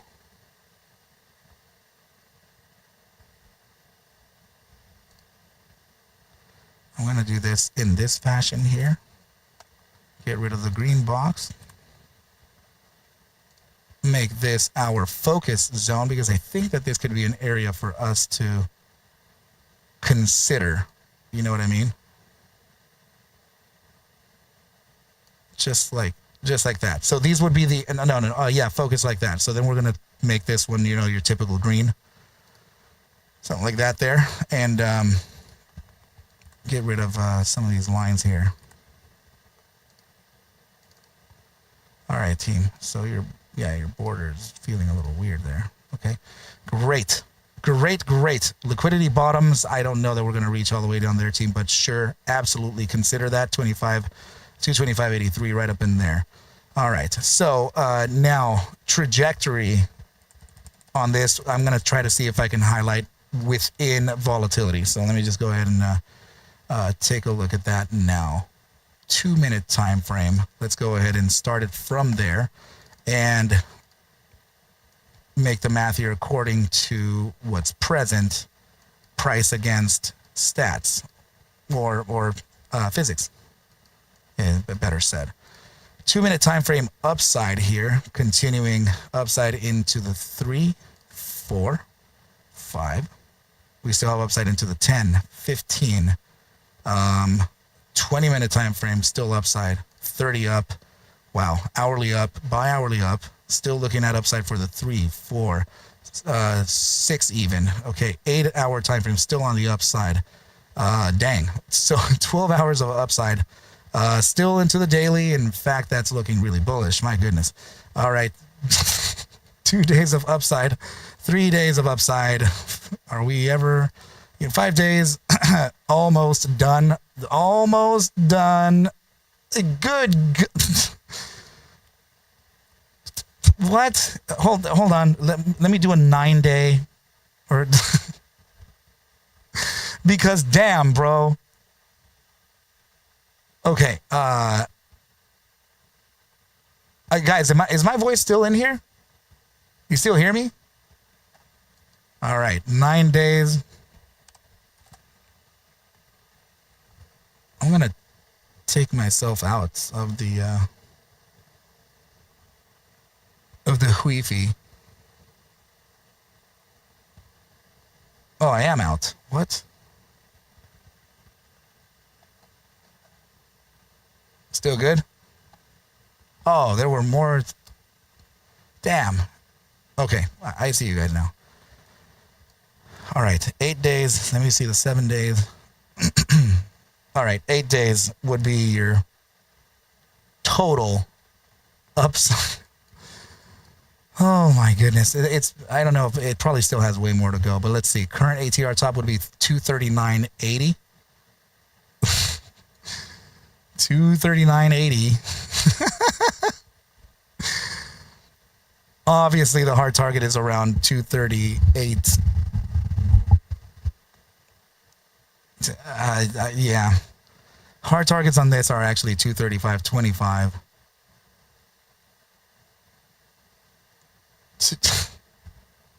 How can I even say that with like a straight face? This thing is really that bullish. Okay. Oh, right. Hold on. Proximity is a thing here, man. It really, really is. This is kind of a okay. Let me put this thing in like a weird color or something. We're just gonna do it. Let's do it as I don't know, this purple over here. Right, and there's a gap there on an 8-day time frame. It's huge, and another gap is slightly shy of a prior gap there at around 233.81. Right, okay, and those are. I can't say that we're gonna move beyond that unless this thing really just rips through it like all like a bat out of hell. I guess that's cool.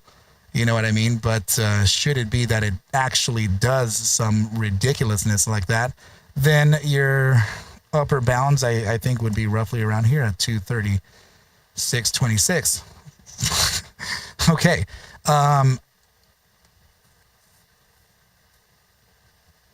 Using price like this into these resistances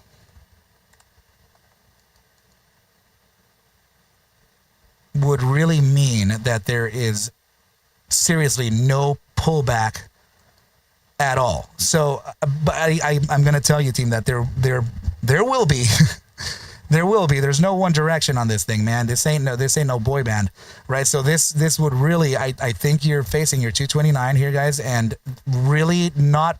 Now I feel like the downside is for real limited as hell. Okay, now I feel your downside is limited. So. Resistance at the top side of 229.10 to 229.71, pullback into the zone of entries, which we could see within the 227.20 to 226.29. Bounce out of this area here, right? Validate the bounce from that breakout zone to get this confirmation from the support at 227.20, right here, right around there. So you get that confirmation here. Continue to the upside, right? Resist here. validate these areas of around 228.71, continue towards the upside into what we could see as a potential take profit up here somewhere. So the close of the market, I believe, was roughly around 227. 227 what? I'm not sure where it actually closed. Let me see the daily.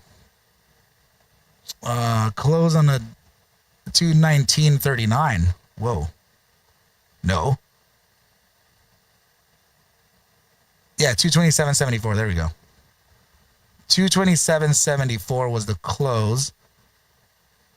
So let me go back.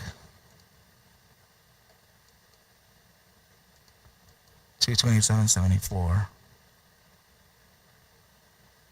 If that really was the case, then 227.74 would give you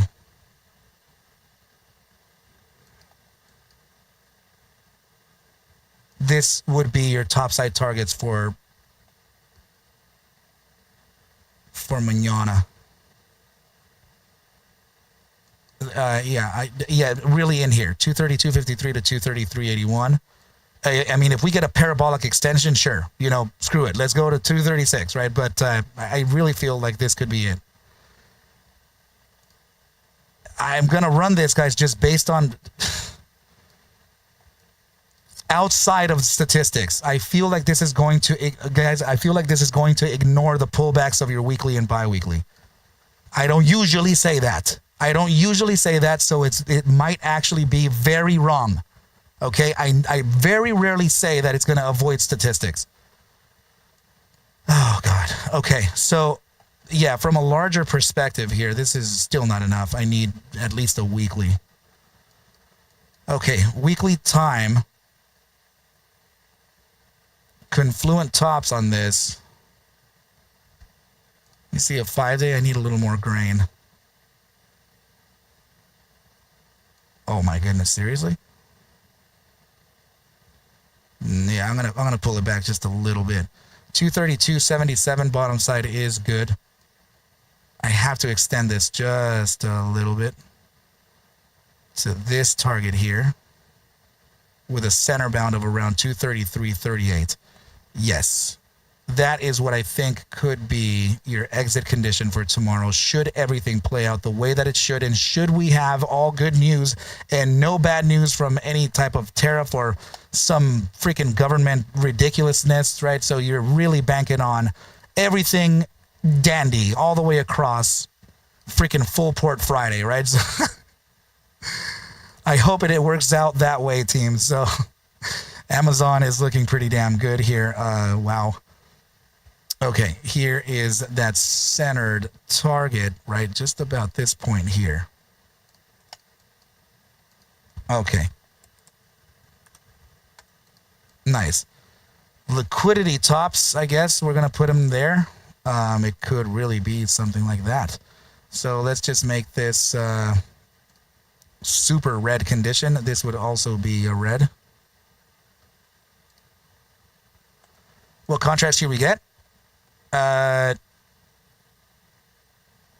do the 240s now, or the 235s maybe. Damn, those are going to be a lot of money. No, damn, are you serious? You want to do that, bro? I think it's going to take a while for it to do this. We should just, damn, but, well, you know what? Yeah, maybe the 0D. Dude, it depends on the time that we play this, though. It really depends on the time where we execute.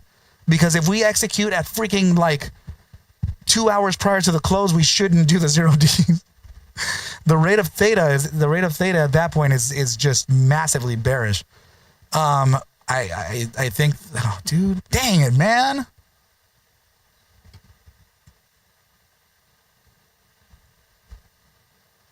If we do this early enough, bro, I'm down for 0Ds. Like within the first, like, hour and a half.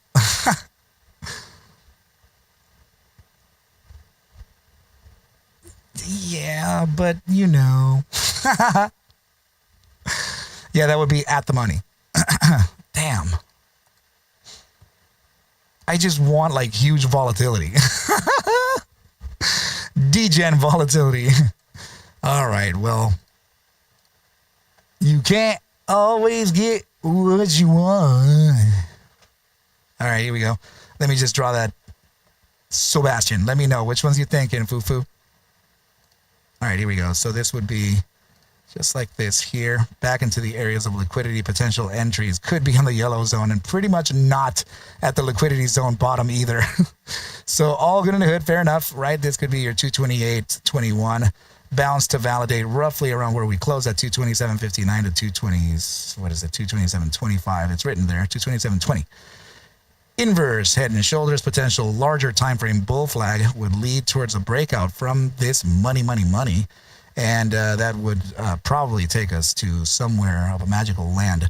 So this resistance range could actually be observed in right here around the 230.31. So 230.31 would be the area to resist, so that this can get your pullback and validate your support before continuing to that upside. So roughly 232.06, expect some weirdness there too. And I'd say that maybe your area of 230.35 again, the one that we just broke out of, right, would become the zone for our support bound and continuation into our take profit range, which is located ARCA. Okay, so this is presently what I'm speaking of, and I do hope that it can actually move into these targets quickly and swiftly. Swiftly.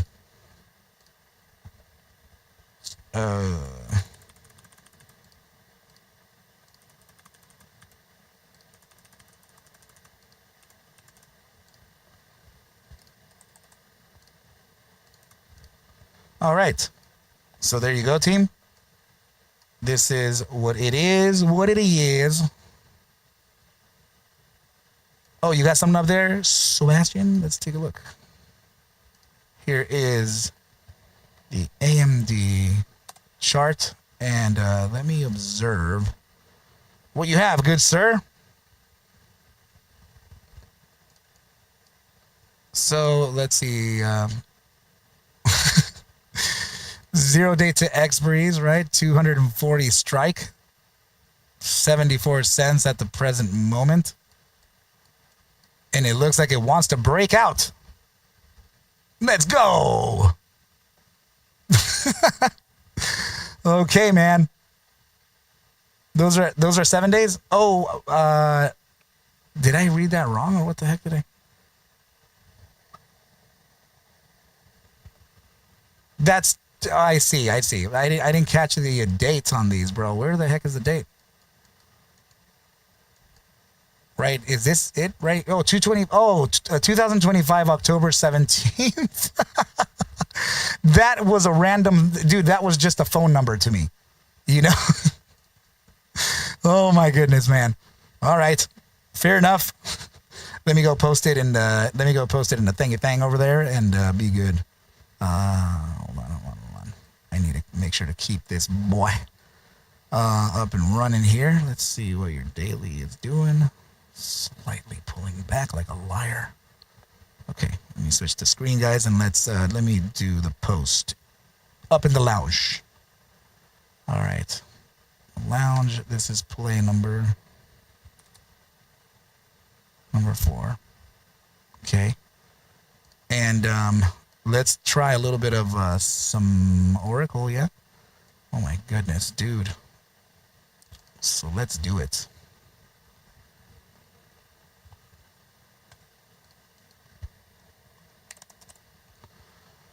Oracle. Let's see what it has. Okay, let's see how it's doing so far. Okay, all right. So we got we definitely met the first, the actual upper bound exit. We know that we had a few exits here as the price action went up from below, you know, your 280s or 270s, wherever the heck that was. So, and this would be your top bound to exit here. Okay, so let's see if this thing is still kind of performing the way that we sort of wanted it to, right? This one as well, man. It's just that day. Everything that day, bro. Just everything just shook shook out. Massive bear trap. You know? Okay.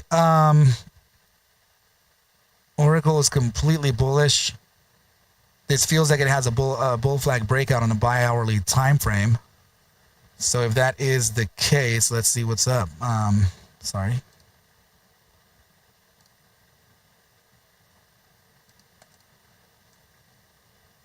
All right. Well.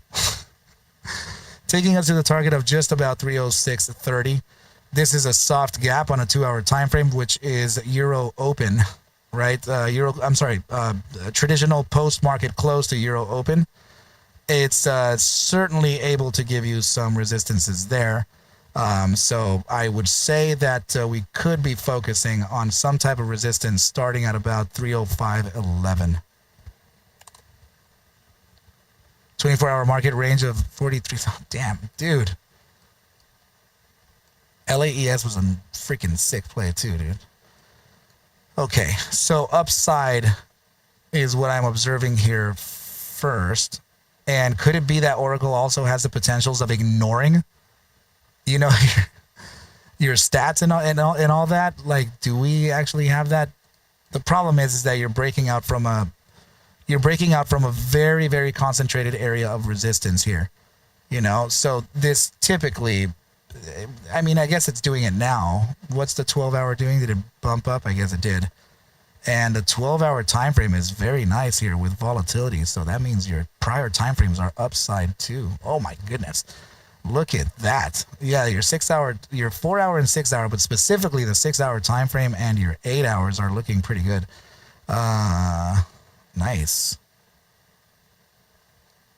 I really want to say that this has the probabilities of a pullback down to at least this here around 295. Let me see. 295.42. And should it get any type of continuation, 290, what was it? 295.42.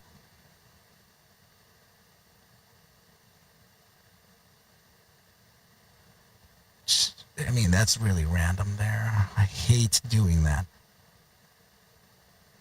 295.42 to roughly about, I would have to say 295.42 to 293.25. 295.42 to 293.45.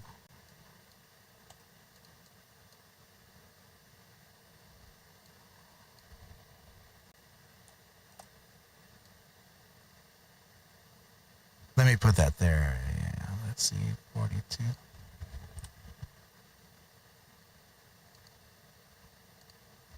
$293.25.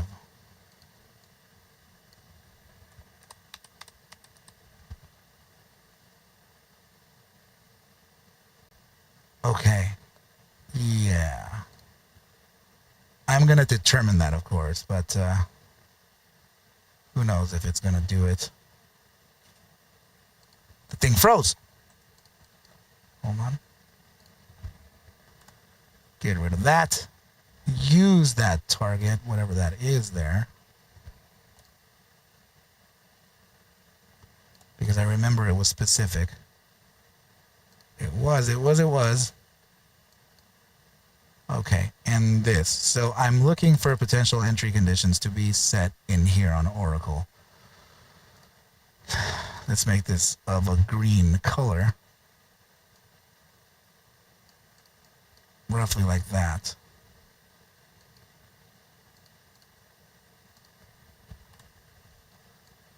So should we face this kind of price? Let me see the 12-hour.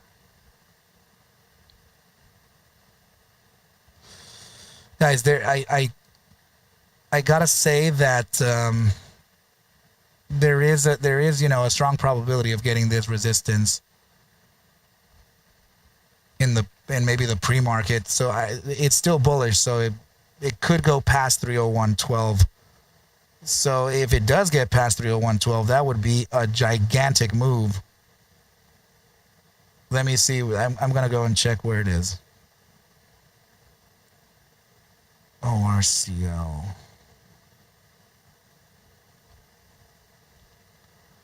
Come on, I took it. The Stokes? Dude, like, no, man. Look at that thing. Just 297.60. So it's slightly above this area here.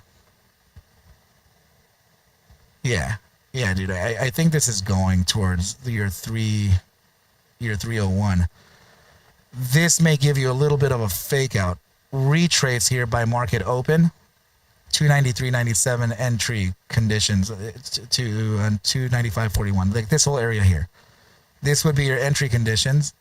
And this would probably continue to the breakout of this bull flag and take you to 305.11 as an area to take profit. Alongside 306.30, 307.95, and 309.62. This has around a 13 spot, 6, 7, probability. I'm sorry, average true range here. So as this pulls back, your market could open roughly where we closed, so if we open at around 297 and you're looking at price from 297 daily open to 309.62, well, that's roughly $13, right? 13.67 is your average true range. I'm sticking to it.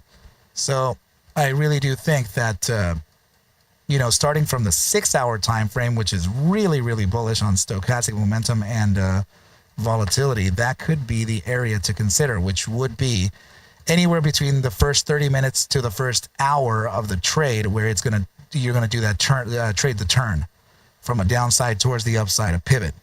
It's at 297.96 now, so it is moving up. The thesis is still live. Okay, so let's go ahead and draw this thing that we're talking about, right? Specifically from that, maybe the 4-hour.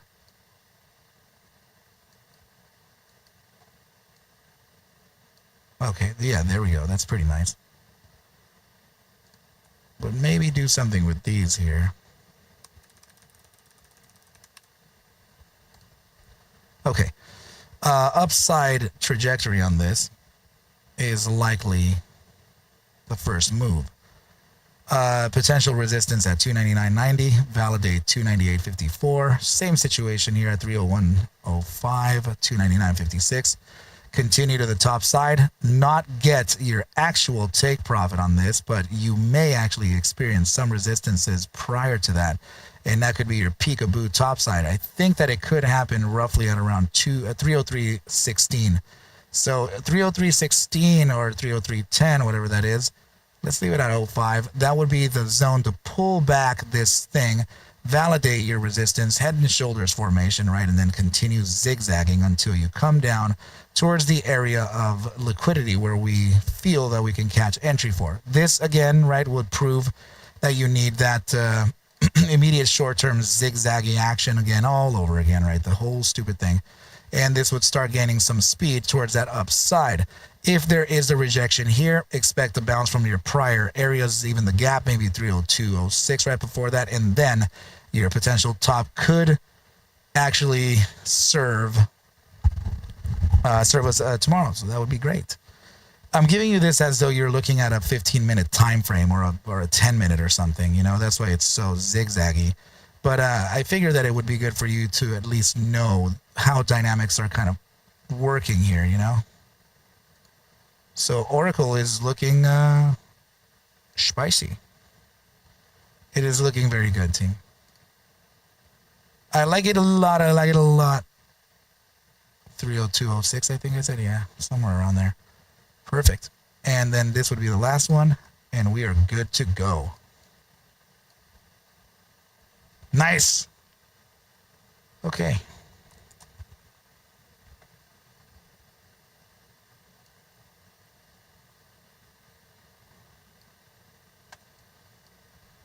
I know I still have that LAES to look at, right?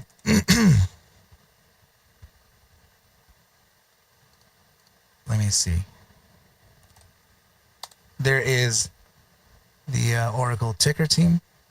And let's go to the chat and paste that boy right there. So that is play number 5. My goodness. My voice. Yeah, seriously, man. That looks pretty damn good. Let me try to... Yeah, this is what I meant. Look at the topside take profit on LAES. Let me take a sip of water, team. Hold on.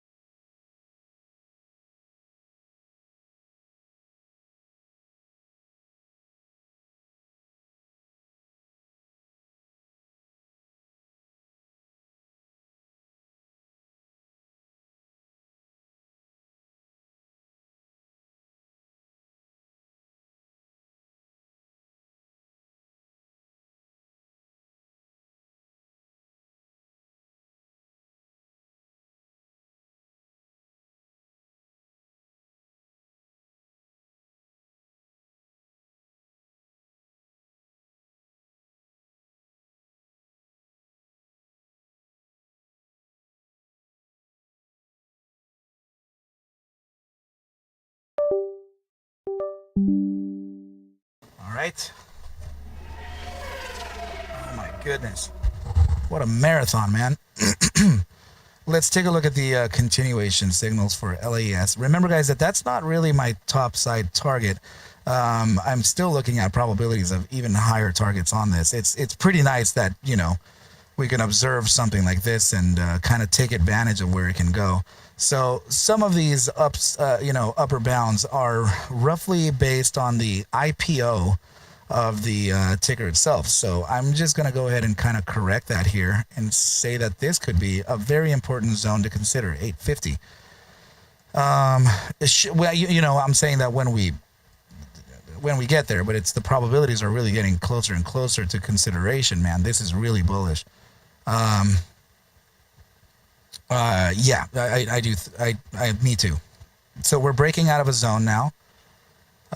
Another one, right? So this would be the area of potential pullback. Fair value gap is located on the 4-hour time frame between these two wicks right here, right? So this would be next 4-hour print. Validate your resistance by bouncing from 582. You resist at roughly 611. Continuation to the downside, roughly to this point here. 550 would be the hard target on this. But I got to tell you that this has a high probability of breaking below that zone, right? And that would be back to this area here that we already have written down. So let me get rid of this thing now. We don't really need that, right? We don't need this anymore either. We already got that take profit taken care of. Very nice. So this would be right about here. Bounce, validate at the prior 4-hour bar right around here. Okay. 582 resists, continues to the downside, and your pocket, it's in here. I think that your pocket is located roughly 501 to 523, and you have a specific area at around 510.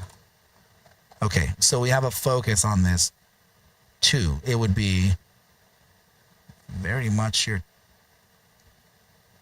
top side. Hold on. Oh, man. Wait. That must have been in a higher time frame then. 523. 530. That was 532. Wow. What was that? We have a 5-day gap there. Oh my goodness.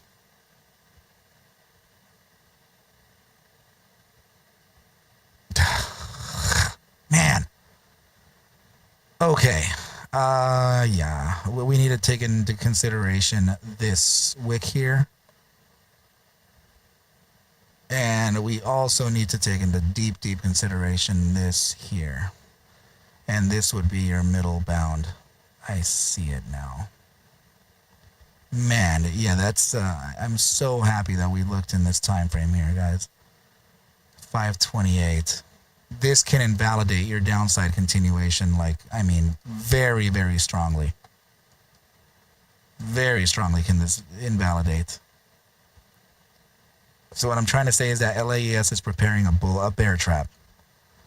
I'm saying that lightly, right? I want you guys to be very careful with this, but the highest probability retrace would be back down into this range here. So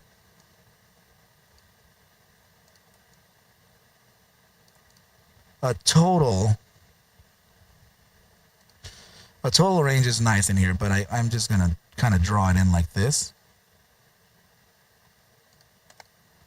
This is liquid. This is an early potential, but I don't think so. And we also have a liquidity zone right down here. So let me keep this down to 521. Perfect. No. 521.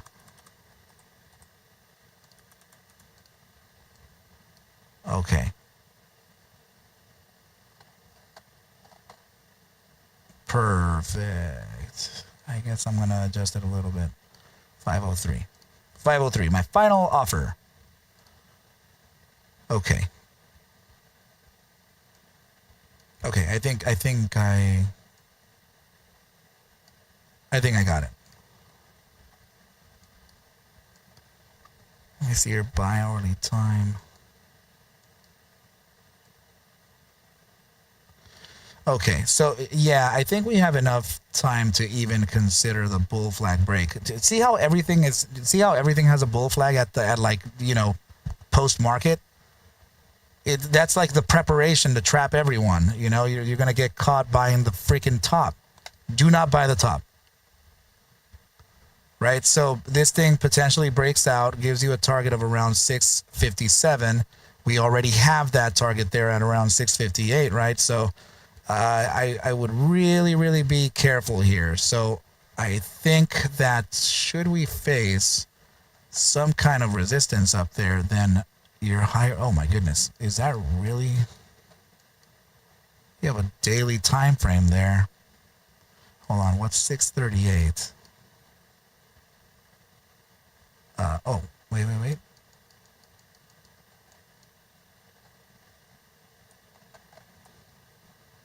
Sorry, 656 to around 639.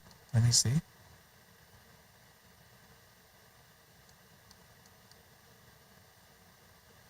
Oh my goodness, okay.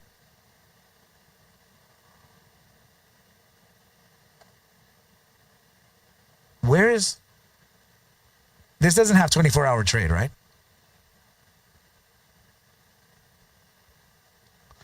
I think 631.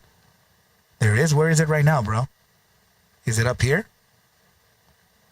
631 to roughly 6... Yeah, 658. Is that 620? Nice. Okay. Yeah, LAES. So yeah, this I'm expecting this to go up first, right? In light of a potential trap, but I'm not sure that I'm not even sure that we're going to see it happen. You know, this may be all post-market activity. I mean, pre-market activity. Euro open, you know, early pre, all that good stuff. I'm going to leave the top end anyway, right? So this would be a resistance starting at roughly around the areas of 631. You have middle bound here at 643, 658. So, yeah. Okay, so upside is likely to happen first. I may be a little too extended with the damn numbers all over again. So let me just bring this to closer to us. Closer to us. There we go. And there we go. So let's color this as a zone. I think this is our focus zone here. So I'm going to color that yellowish for I mean, guys, I think these are exit conditions, right? You don't have to follow, you don't have to do anything of which I'm saying here. Of course, you know that. But yeah, I am thinking that this gets hold on. Where did we... Here. Did I extend those targets way too far out too? I did, damn it. So these ones as well. We're going to use these here as your potential entry conditions from the retrace. That's what I think, at least what I think could happen. I'm not sure that this is you know, tried and true and whatever else, you know. It probably isn't. So I'm just saying that discretion is leading me towards these targets down here for entry. This could be an early reflection here, guys. Make sure to keep an eye over that 551.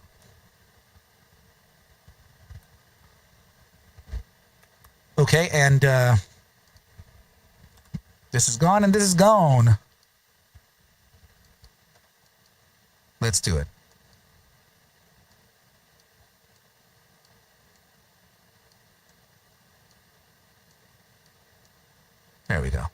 Okay, so yeah, likely an upside first. Some kind of a probability of a liquidity grab could be seen in this place here. This would retrace right back to that 615, validate some local resistances here. Likely that 630 looks like. Yeah, 631 rejection, continuation to the downside. This is where you're going to start your validations, zigzagging around for further downside, right?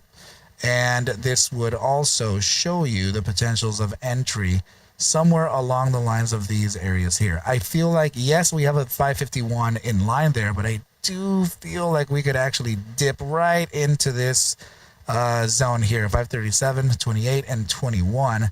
We still have a liquidity bottom at 503, hence the $5 target, the whole target, right? So if we are able to get into these zones, that's an area there for opportunity, and it's certainly an area that you can consider here for long positions, all right, team? So this would be just like that. Just like that. You know what I mean? So I'm liking the play a lot, guys. I think that it's extremely bullish, and I know that usually that leads into some disastrous moves. I mean, specifically when you have weekly closures and bi-weekly closures. So I hope that this pullback could be enough here, considering those as well. Please mind your risk, guys. Don't over lever into these situations, right? That can be very dangerous. So there we go. Right, we can move that out of the way and do the damn thing, right? Okay. That's what it is there, team. Let me go ahead and take this just like that. And let's do this here. All right, guys. Let's post it right in the chat. And should we consider getting out of here, team? What do you think? Should we go rest? 1, 2, 3, 4, 5. That's 6 plays in now. Let's see. God freaking. Let me see, man. I'm not gonna lie to you, it gets dangerous when I start feeling like a little dizzy. Dangerous for you, right? Because it's like driving under the influence, sort of. You know what I mean? Dude, guys, I really can't do many tickers right now. I'm super tired. We had class right before this too. Oh, dude, same situation here with Tesla, bro. Look at that thing. Bull flag breakout. Are you kidding me? My goodness. Oh, no problem, guys. Dude, this... what is all this over here, man?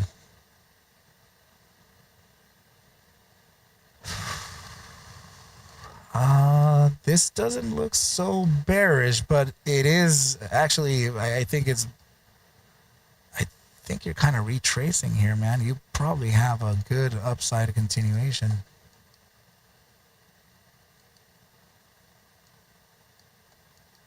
Your measured move.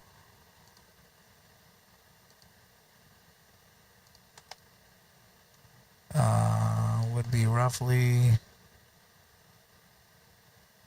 437.96. That target looks okay, but let me look at this from another perspective. 437.96. This could be the area here, buddy.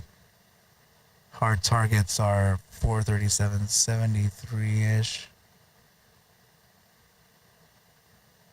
Hold on. Sebastian, what you show me over there, buddy?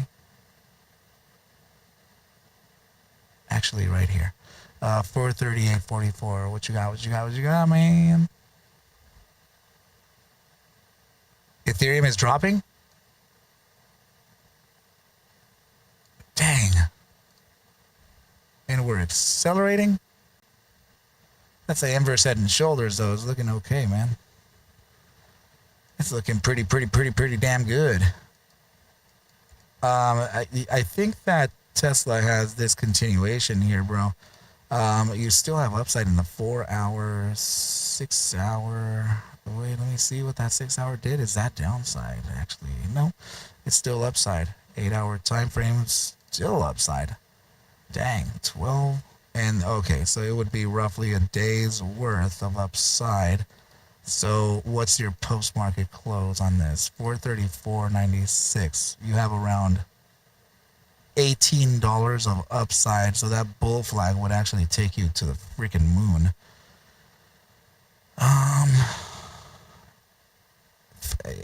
It's saying like a 450, bro, which is ridiculous. Oh my goodness.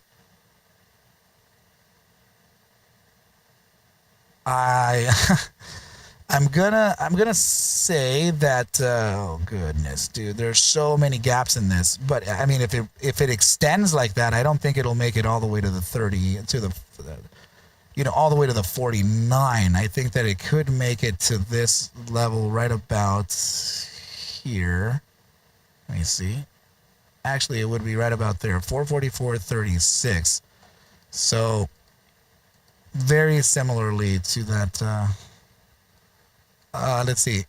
Is puts a good idea for the dude for LAS and AMD. What's up, bro? This thing is behaving very similar. Everything is behaving super similar to that to each other, guys. It's leading me to believe that there is a probability of some kind of liquidity grab at some point. So this could be an area of resistance of which we should very much respect here upon the breakout of which you may see here, right? So let's put together these targets here. That's lit. We have a resistance up here too. You know what I mean, buddy. I don't know what that is, but I think I put it in there by accident. I didn't even know that I did. Jeez. I just didn't realize that I did something, and I'm still questioning it in my head. Bro, this is not good. I'm actually super tired. So, yeah, I think that we get this upside here. Potential retracement could be something like this here. You know what I mean? Like around right there, 435.94. Continuation to the upside could be likely. I don't know that we reach all the way to 442 to 444. We could still reach 449 even, right? And that's statistical upside. Likely resistance at this point, of which then you get a retracement to start validating the breakout from this area here. That's my logic behind it. As you can see this you can see it as your breakout range. So breaking out from this zone here would require some type of validations of support. So we can move as low as 436.34. It would be very, very unwise for us to reclaim this structure here, as this will speed to the downside. And that's how I think that we may catch a liquidity bottom worth around actually this wick right over here. That would be like a 436. What the heck was it again? 436.71, and this would be a nice opportunity to bounce and catch the upsides that we really want to see. You'll catch the ATR top potentially by an hour or two prior to the close, and retrace at the close downside, thus closing the historically known red Friday. Okay, so entry conditions are not exactly here, but they are. So now the liquidity bottom I talked to you about, I'm just going to kind of point out here, and that's going to be roughly at 436.76. Mark this off as a teal color for loading, and I'm just going to keep this as your simple, green color. Symbolically describing a buy. All right, team. So I believe this is it for Tesla right here. Please be very careful and keep an eye on this play specifically, because I just analyzed this thing with like my eyes rolling. So just know that it gets a little dangerous when I start to analyze things like that. I sometimes just start creating words that don't even exist. So yeah, team, here is that ticker. Let me go ahead and post it in in the lounge. But I will say this, dude. I think I was pretty connected there. I just didn't know about that 636.84 or $34 tag that I put up there somewhere. You know what I mean? I don't remember putting it there, and I usually remember things like that. So that's how I know I'm exhausted. But let's move on. Danny, I owe you one, buddy. Let's get some rest, team, and reconvene in the AM. You know what I mean, Jelly Bean, Jelly Bean, Jelly Bean? No problem, Ninja. You be safe, my brother. Thanks, Danny. Appreciate you, man. So, all right. Have a very good night, team. Rest well, and we'll see each other in the next trading session. Goodbye, everyone. Adios and adios.